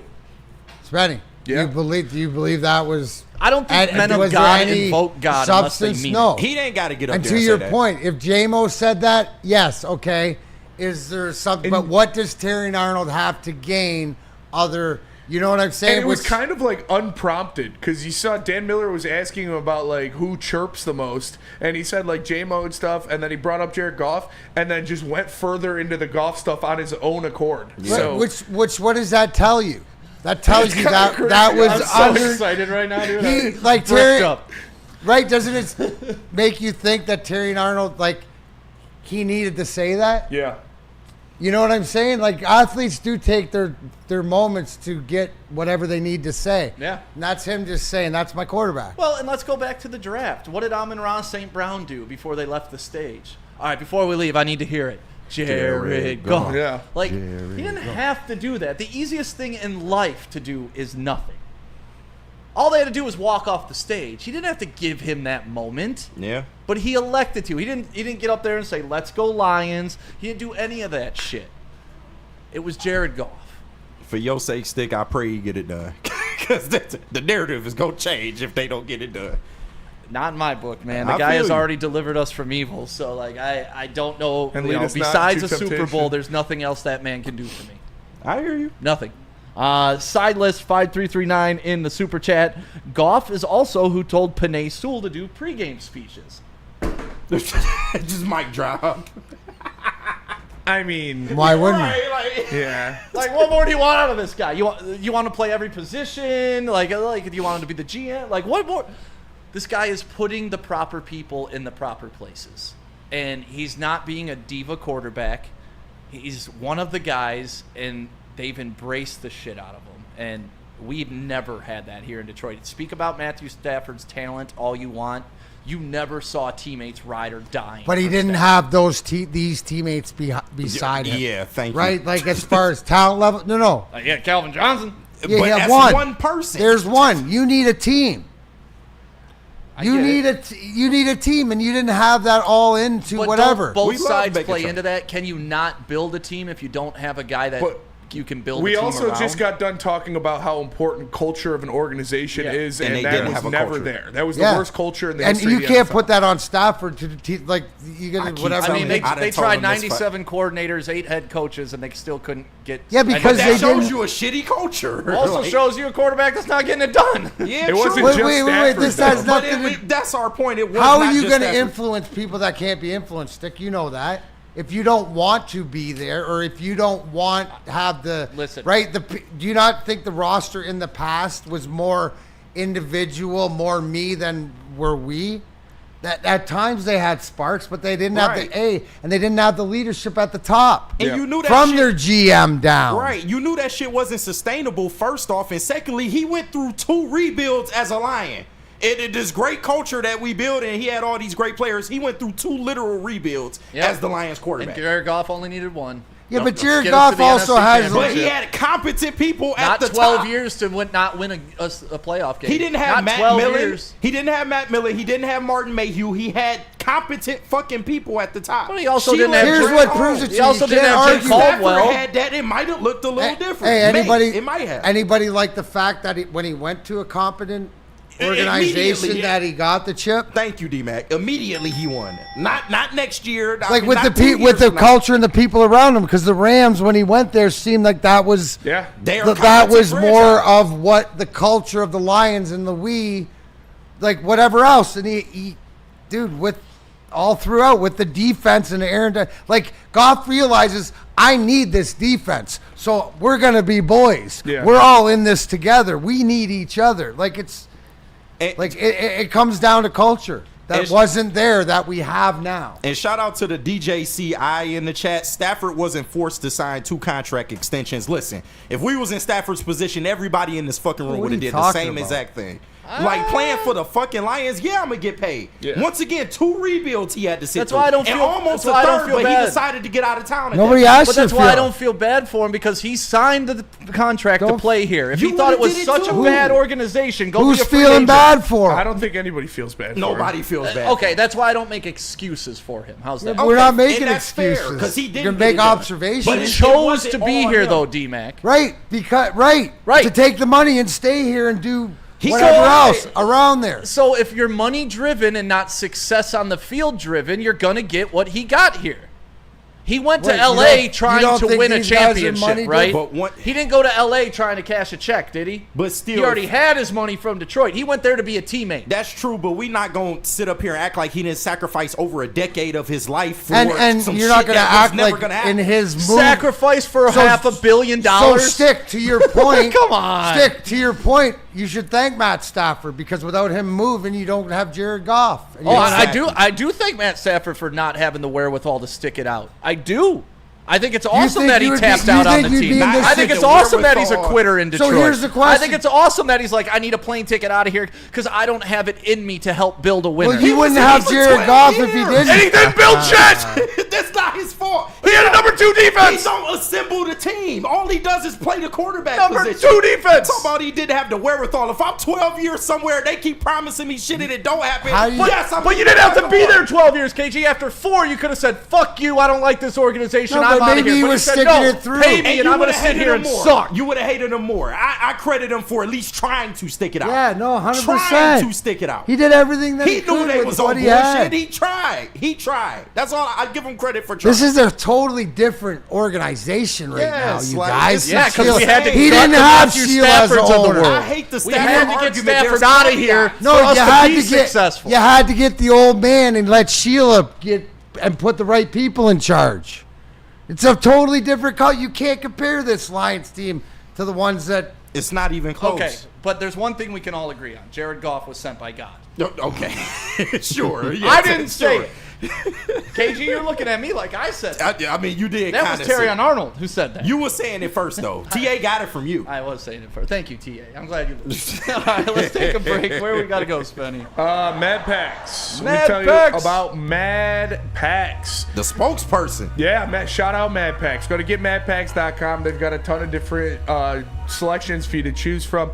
My 4 on my top 5 list was infused pre-rolls like the high-lows and the boom shakalaka tarantulas. So make sure you guys tap in with Mad Packs. You can get it at a ton of different stores near you today, and you can find it online at getmadpacks.com. Summer's heating up and Feldman's clearing space for the incoming new models. That means massive markdowns during Feldman's Hot Summer Sale. Get a 2025 Silverado for just $189 a month, or this 2026 Equinox for just $209 a month. Inventory's moving fast, and when it's gone, it's gone. So don't sweat the search. Just get to Feldman. More locations, more inventory, more ways to save. The Hot Summer Sale is on at Feldman Chevrolet, Michigan's #1 Chevy dealer. Walk into any Lady Jane's Haircuts for Men today. Open 7 days a week. Sit back, relax, and enjoy precision haircut, scalp massage, hot leather neck shave, and hot towel treatment from one of our talented stylists. Step up your game this season and take advantage of our $20 haircut special. Scan the QR code and get your coupon today. Lady Jane's Haircuts for Men, the ultimate haircut experience. Open 7 days a week. Walk-ins always welcome. Lady Jane's Haircuts for Men, it's wicked awesome. Sean Belizean every morning. Get that mic flag. That mic flag isn't the real mic flag. Can we get that a new graphic, Spenny? Mic flags need to be perfect. The Vin Johnson Sean Belizean has perfect mic flags every morning right here on Woodward Sports, 8 to 10 a.m. Make sure you're locked in for the up-to-date Detroit stuff. I can't wait to see his Friday show, honestly. Friday, the first reaction Friday to a Lions game. Even though it's preseason, make sure you're locked in. Sean Belizean in the morning with Maz. Welcome back to Big D Energy right here on Woodward Sports. I don't want to keep going down the Stafford golf we're not thing, doing that. but I do want to address one thing. Where was it? Blah, blah, blah. Either way, they talked. Oh, it said Stafford would have beat the Washington Commanders last year. Counterpoint, Stafford didn't beat the fucking Lions when he came into the playoffs. And then guess what? At the beginning of the season, he had another chance to beat Jared Goff.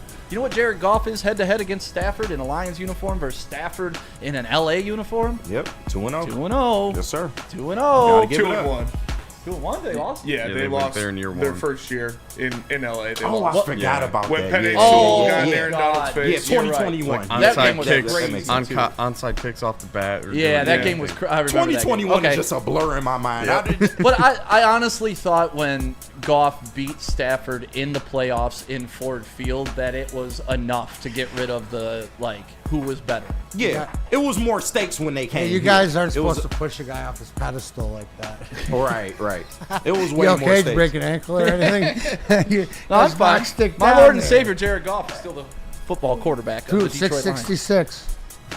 If Goff win the Super Bowl, we win that trade. So I think both teams technically won. we already won the trade because we're relevant. No, they got a Super Bowl. I'm sorry. Yeah, but they're where we're at now. I feel you. Right. But they got it done. Yeah, they literally. have won the trade as of right now. As of right now. But if we win, we absolutely win that trade. Yeah, if all things are equal, Yeah, then if we won get that. the Super Bowl, absolutely we win that. But right now, I think it's pretty even, just because of where the Lions were to what they are. The Rams were already in the playoffs, winning playoff games. Right. You know. Yeah. Under Jared Goff with a broken thumb when he's subbing in for Warford. Yeah. All those draft picks turned into our cornerstone pieces. So. Yeah, well, I love and hate when they say, here's what's produced from the trade, because it's not entirely accurate. They use those pieces to trade up with other pieces, so it's not 100% one for one. Right. You know what I mean? Yeah. There was still other things added in to trade up. Of course. But I get the gist of when I see that graphic. But it isn't Matthew Stafford for Jahmyr Gibbs, blah, blah, blah. It was Matthew Stafford for the pick, then they packaged that with a third round to go up to get Jahmyr. Because your GM is a fucking genius. So shout out to BH. And he doesn't carry dead cap weight, and he understands. All right, didn't want to go down that road, but here we are. Thank you, Terrion Arnold. Let's talk about the offense. Vertical passing. People were kind of afraid about the explosive plays with Ben Johnson leaving.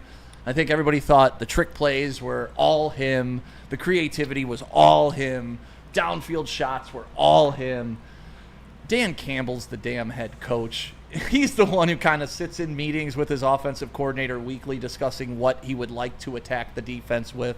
Then he probably lets them go and draws up what he wants to attack them with. So, but here's a epiphany. Not every big play is a trick play. That's very true. I don't understand where that came from. Yeah, it might not look the same, but that don't mean they not going to have big plays. Look at this fucking offense. But Dan Campbell talked about the vertical passing game, and here's what he had to say. I mean, look, when you think about, the growth of JMO, Saint being Saint, Leaf's got speed, Tim Patrick is, a big man. We kind of like this Tesla. He's got speed and length. Lovett has shown the ability to move a little bit here and get downfield.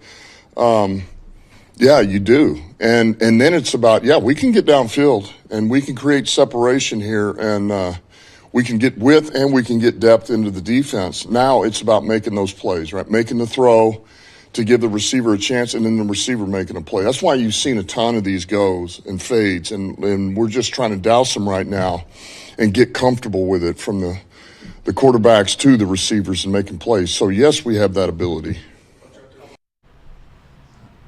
I don't think the offense is going to look crazy different. I think it's going to be more thought out. I don't want to say thought out, less loose. I think loose is a good term. Yeah. Maybe. The key thing is ball distribution because you have so many weapons, right? Is everybody willing to take their part? I think the one biggest thing, obviously, we mentioned before is can a rookie make an impact in Tesla? And then what we hear about JMO and his route running, right? That if he's route running and learning how to use that speed and then come back, Jamar Chase-ish and stuff like that. To me, it's about what is Johnny Morton's got all the ingredients. He's got everything in the kitchen that he wants. Yep. What's he making? And I think it's going to be a little different, right? You got the two running backs, right? Yeah. You got Sonic and Knuckles, right? That's not going to change as far as we want to punish and pound the ball. Now, does that change because of the makeup of the offensive line, where we're going to need more quick outs, more like Amon-Ra, St. Brown, more of something as we were establishing a few years ago? But we'll see. Then you got the weapons. It's what are we cooking with? It's like going in.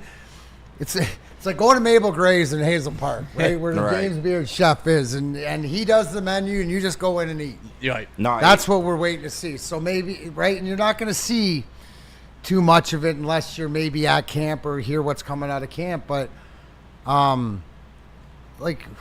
this offense is ready to explode even more. Yeah. In my opinion. And here's like the counter effect of that. Being more of that type of offense, I think that's going to unlock Sam Laporta even more. Well, I think that's because we're pushing the safeties back. Now there's so much room underneath that they're going to be able to operate in a bunch of different ways that they weren't able to last year. So Sam Laporta to me is sort of like he's the key. Because in his attitude, because he doesn't give a shit, because he's one of the best blocking tight ends there are, but also too in the moments where they need him and they call those plays or whatever, right? He is reliable and durable. And if there is that spot open, maybe we see ourselves more, doing what the Mahomes Kelsey is. Right, and matchups, because that's got to be, because you got J-Mo running routes. Right, you're gonna have to double him. Well, when was Mahomes right? Kelsey Somebody's at their gonna have best? to cover underneath. Somebody's gonna have to cover back. That's gonna leave some sort of gaps, and that's where your coordinator comes in. So maybe look for, if you're looking for one guy to have a career year, maybe it is Laporta. And I think you brought up a great point with Mahomes and Kelsey, because when did they have their best year, right? When Tyreek Hill was stretching the field and running cross patterns, pulling the defense. Right. I wouldn't be surprised if you asked, if you were on the inside, is like, do you watch any tape of that? Goff or Laporta or whatever. I bet you, they take some of that tape of some of the best, the Lamar Jackson, Mark Andrews, those combinations. That is what Laporta said coming into this season, that's how he wanted to develop his game more, is to become more of that security blanket for Jared Goff and see the offense like through the eyes of a quarterback. So knowing, hey, this is the zone they're playing, this is where the open spot in the zone is going to be, this is where he expects me to be, and stuff like that. So it's a more nuanced look of what Sam Laporta is trying to achieve. But, yeah, I think that's why I said I don't know if his stats are going to be so much more than they were last year, but I think it's going to have a bigger impact, and they're going to be bigger situational catches and stuff like that. Oh, yeah, in the red zone, he going to eat for sure. But to kind of further D-Mac's point, like, I totally agree with what you're saying. It's just about, like, knowing your personnel. And shout out to, Johnny Moe, because J-Mo, he when he was with the NFL Network people yesterday, he was talking about just the trust that Johnny Moe has in him and other receivers. They're going to be playing a lot more one-on-one this year and trusting their guys to just go out there and make plays, because they know the type of personnel that they have and that these players can go out there and do it themselves. So I do expect some of these players to take an uptick, like a J-Mo. It could be a Sam Laporta, but it's all about just knowing what you have and knowing how to execute it and trusting them to make the plays, because they're good enough at this point to where you can send them out there and do that. Well, like we were talking about how like a new coach comes in a locker room and has to learn their players and earn that respect. Seems like Morton already got the seal of approval from a lot of people on the offensive side of the ball. It's not like it took him long to establish himself as one of these guys. Yeah. And I'm not sure if that's because like they trust Dan Campbell and Chris Spielman and the hiring process so much to know that, hey, they're not going to bring anybody in here that's going to fuck this thing up. Right. They're going to bring in a guy that like fits the system. And when you hear John Morton talk, he's just a football psycho. He knows what the fuck he's doing. He helped establish this system. He helped implement the system. Yeah. So, like, Goff is already familiar with him. He knows what Goff likes and his tendencies and stuff like that. So, it's not like it's a brand new face. This is a guy that's, been a coordinator in the league before and has helped implement a system in the Lions before. But I'm just glad they're not bringing in a guy that's, like, just disrupting the progression. He's keeping the flow. Yeah, right. It's just, okay, this is a plug-and-play system now. We got a guy that can come in here. D-Mac, did you ever have, like, an assistant coach change throughout the year and he come in and, like, either A, be a detriment as an assistant coach, with kind of disrupting the locker room and the cohesiveness, or B, enhance it and you guys are, I know of him, I've heard of him, my boy likes him, he's one of us immediately. Not come in during the season or whatever. The best analogy to that, because Dave Lewis and Barry Smith were tenured throughout. Yeah. Right. I know it helped a lot as we got into videos, because Joey Kosher was our video coach in 2002, so he did a lot more work and stuff with him like that. But I'd refer to when I came back in 2008, and Todd McClellan, the coach of the Red Wings now, was the assistant coach, and just the preparation, with Ozzy before the game and doing the little drills, and just the demeanor that he brought to the locker room. It's sort of like he's an adult in the room, right? He's like that, he's like that uncle that you respect, but you don't F around with, so it's one of those things that you have to believe in the man, and it's just the presence. Like Todd McClellan's got more Dan Campbell in him. It just sort of hidden away, but that's like who the man is, and you get to know that, but it really brings some semblance, and you can really see, right? And I look back, and just from the history, Todd McClellan, after we won, went to San Jose, and then things sort of, haven't gotten that way. Where you can look at it, like look at the Wings this year when they replaced Uncle Fester Lalonde and his right hand Bob Bugner, and brought in McClellan and Trent Yanni. Yeah. So, they're different things in different respect, but it's very important that you have to have a guy, like one of the assistants is usually the coach's guy, and one of the assistants is the player's guy. Yeah. Good cop, bad cop type. It's something like that. one you trust, and one is going to go back to the One's coach. A snitch, and one's the guy. But a lot of times, right? Like it's almost. Who was like, the snitch, D-Mac? Oh, Barry. Barry, come on. It's almost like if you watch, and I know somebody, we were talking early, Freddie Felt and I in the chat, about the Unreal, the WWE behind the scenes. Yeah. Right? Todd McClellan's more like Triple H, where there's guys like Bruce Pritchard, right? Where there's guys that you just don't trust them as far as you throw them, right? Different, come from different regimes. So a lot that goes that. What's the key word of the day? Culture. Bing. This show brought to you by the letter C and culture. We got to take a break. When we come back, a little bit more Lions talk before we get out of here, because this is the last time we get to talk about the Lions before it's game day. Let's do Jars and Lady Janes, and then come back to Lou. You want Jars first? Yep. All right, Woodward sports fans, whether hitting a game, simply chilling, or hitting the greens, Jars Cannabis has you covered. Jars is home to Michigan's largest lineup of rec cannabis products. Got over 30 locations across the state, repping Michigan in a big way. 9 locations right in Metro Detroit, so there's always one nearby. If you're in Grand Rapids, Madison Heights, or Milan, get ready. New stores are coming your way. Go to jarscannabis.com to see where you can get your favorite products today. Check out Darren McCarty brand, available everywhere. What about Lady Janes? Lady Janes, guys, let's be honest. We like simple stuff like gimmies on the golf course. We like uncomplicated like Lady Janes haircuts for men. Walk in, sign in, before you know it, you're handsome and clean. Lady Janes, open 10 to 8, 7 days a week. Walk in anytime. It's wicked awesome. Get ready for unfiltered sports talk like never before. Join Braylon Edwards and Shep as they bring you the Braylon Edwards Show with Shep. Has a man open. Touchdown, Michigan. Braylon Edwards. Where no topic is off limits. What are they thinking? How do jocks really feel? Here comes a little blitz. Blitz is picked up, though, and the pass thrown to Edwards. Touchdown. Tune in Monday through Friday from 2 to 4 p.m. on the Woodward Sports Network for hot takes, heated debates, and the latest sports news. It's time to elevate your sports game. Don't miss out. How do people feel about getting a Planet Fitness membership for $15 a month? How do they like working out in the clean and spacious gym that's filled with equipment for every workout?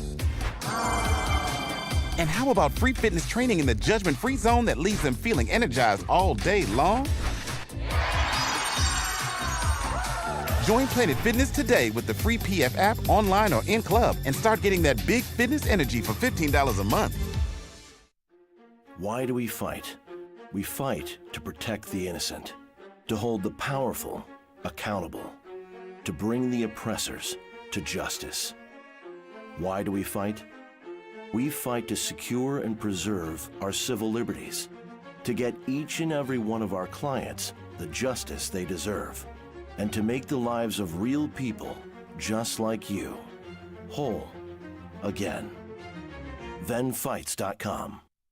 Summer is heating up and Michigan is buzzing. Each can delivers 7.5 milligrams of real THC wrapped in bubbles crafted with real fruit juice, no artificial sweeteners. They're bold in flavor but low in calories and 100%, boys, hangover free. It's all bubbles with no troubles. Perfect for poolside sips, bonfire nights, or lake day chills. Available at 8 of Loom's 38 locations across Michigan. Use code word WSN30 for 30% off your entire order, online or in store. Go to www.loom.com today. Have me a buzzing tonight. Welcome back to Big D Energy right here on the Woodward Sports Network. My name is Stick, filling in for Neil Rule today. I'm not sure who's on tomorrow. Are you guys just doing football? We have no fucking clue. Okay. All right. We'll just come in and do the show. Tune in, and surprise yourself. It might be the Booth Boys. Who knows? D-Mac is here. KG is here. Simeon is here. And, of course, Spencer Raxter is here. Tigers first pitch in about 15 minutes. Yes, sir. Who's starting today? Chris Paddock, the new addition. Give me a small scouting report on him, KG, because I'm not up to speed as much as I should. He's a career 4 ERA guy. He is somebody that's capable of strikeouts, but his last couple years ain't been the prettiest. He's bordering like around a 5 ERA right now, I believe, and he needs to come in and be able to eat innings. So we'll see what that looks like. I think Chris Fetter can, lay his godly hand upon him, and maybe we can get the same resurgence that we saw in Jack Flaherty last year. I'm encouraged because of what Simeon just told me. Now I know why the Tigers have turned it around in these last 3 games. They're getting inspired. What was going on last night at the Tigers game, Simeon? Yeah, there was Jared Goff chance last night. Oh, God.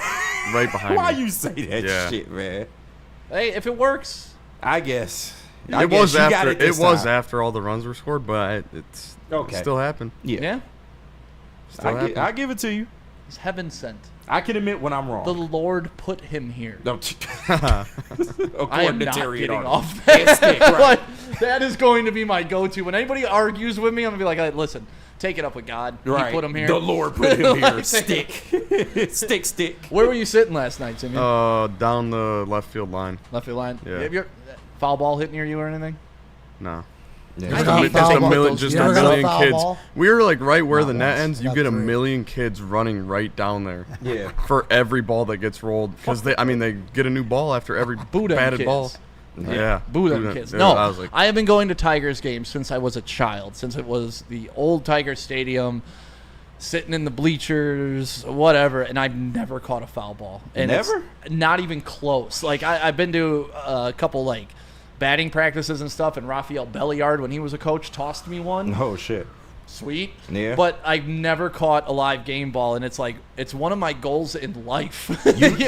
You say that now, you better be ready when that bitch come. Yeah. I'm ready. You on display. And no glove bullshit. No glove bullshit. I'm a grown-ass man. We're catching this bear here. Okay. We catching this bear because I do always wonder, I sometimes hope it doesn't come my way, because if I got the pizza going, I'm sipping a beer, I got the summer shandy going, I don't need the foul ball coming my way. Don't shy away from your moments. See, what you need is the ricochet. Yeah, right. You need to bounce off a rail. There's nothing I want more in life than to catch a foul ball in the beer I'm drinking and then chug the beer. That's awesome. If you do that, that's awesome. Spenny, one of these. Yeah. Right. In the cup. No, in the cup, and then slam it. Nice. That's happened before. I've seen that happen once before. That's why I always get the cups of beer. I never get cans. I always get the cups of beer because gotta be ready. But then can't catch it in a can. But then stupid fans stopped paying attention. Line drives were hit. Now those I saw a lady get smoked one time. Right in the face. They warn you. It's on the ticket. They had to take her. They had to take her out on a stretcher and shit. It was a line drive. We were it was before the nets were up. Yeah. The net, and we were probably 10, 15 rows up down the left field line. A little bit over from the dugout, and it was an absolute smoked line drive. Hit her right in the face, dude. It was tough. Well, that net goes damn near all the way to. It was all the way. It's probably 300 now. out there. So, like, the older I get, my chances are just dwindling. It's dwindling, but it happens, though. Yeah. They'll get it over that net. As a baby gets older and you take her to the games, bro, you got more of a shot. I have a competitive advantage. I'm 6'4" with a decent reach, so if it's coming to me, I got box out ready. Position. Like, I've visualized this 100 times. Joey's gonna get one before you do. I hope so. But when That's the only moment person happens, I would cheer for to get one before. No, me. but you'll be at a game. You watch. You'll be at a game. Joey's gonna catch one. No, yeah, I can or see Joey like get that's one when before the you, for sure. aura of the ball will come around, where Dad will be a hero. You're gonna get it, and then you know have that moment. And God, I would love that moment to Probably in the World Series. Oh, that's even better. If I catch a manifesting, foul ball, bro, you don't know how it's done. If I catch a foul ball or a home run and some stupid little kid looks at me like I'm gonna give him the ball.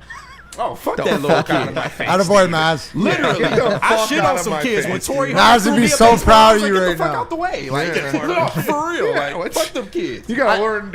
You don't just get everything you want because you're a little kid. You gotta fucking make a play. There's a life lesson, kid. Life sucks. You want a ball? Make a play on the fucking ball. I've been waiting 43 years. You think I'm gonna let your 7-year-old ass come in and steal my thunder? Hell no. Go tell your daddy to go to Dunham's and buy you one. No, I'm not gonna like moss a little kid if he's getting a ball tossed to him by throw somebody. that little kid right in the if there's a foul ball or a home run, I'm definitely going up over the kids. But if a catcher like throws the kid a foul ball, I'm not gonna dive in front of him. But I'm not giving you a fucking foul ball. No, Stick will be the guy to get booed. I'll throw it within my wingspan. If you're a child or you're geriatric, get the hell out of my way. Yeah. Right. I'm getting that foul ball.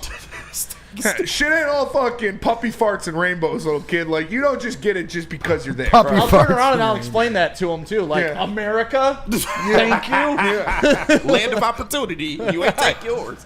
You gotta be ready, kid. I waited 43 years for this. Stick go get so booed when that shit happens. Well, thank you guys for being a part of the show today. We are out of here. Braylon Edwards show with Shep is up next. Shout out. Talking about all things sports, and then heavyweights from 5 to 7 tonight. Then tomorrow, Lions game day. I am out. You guys have a great one. Cheers.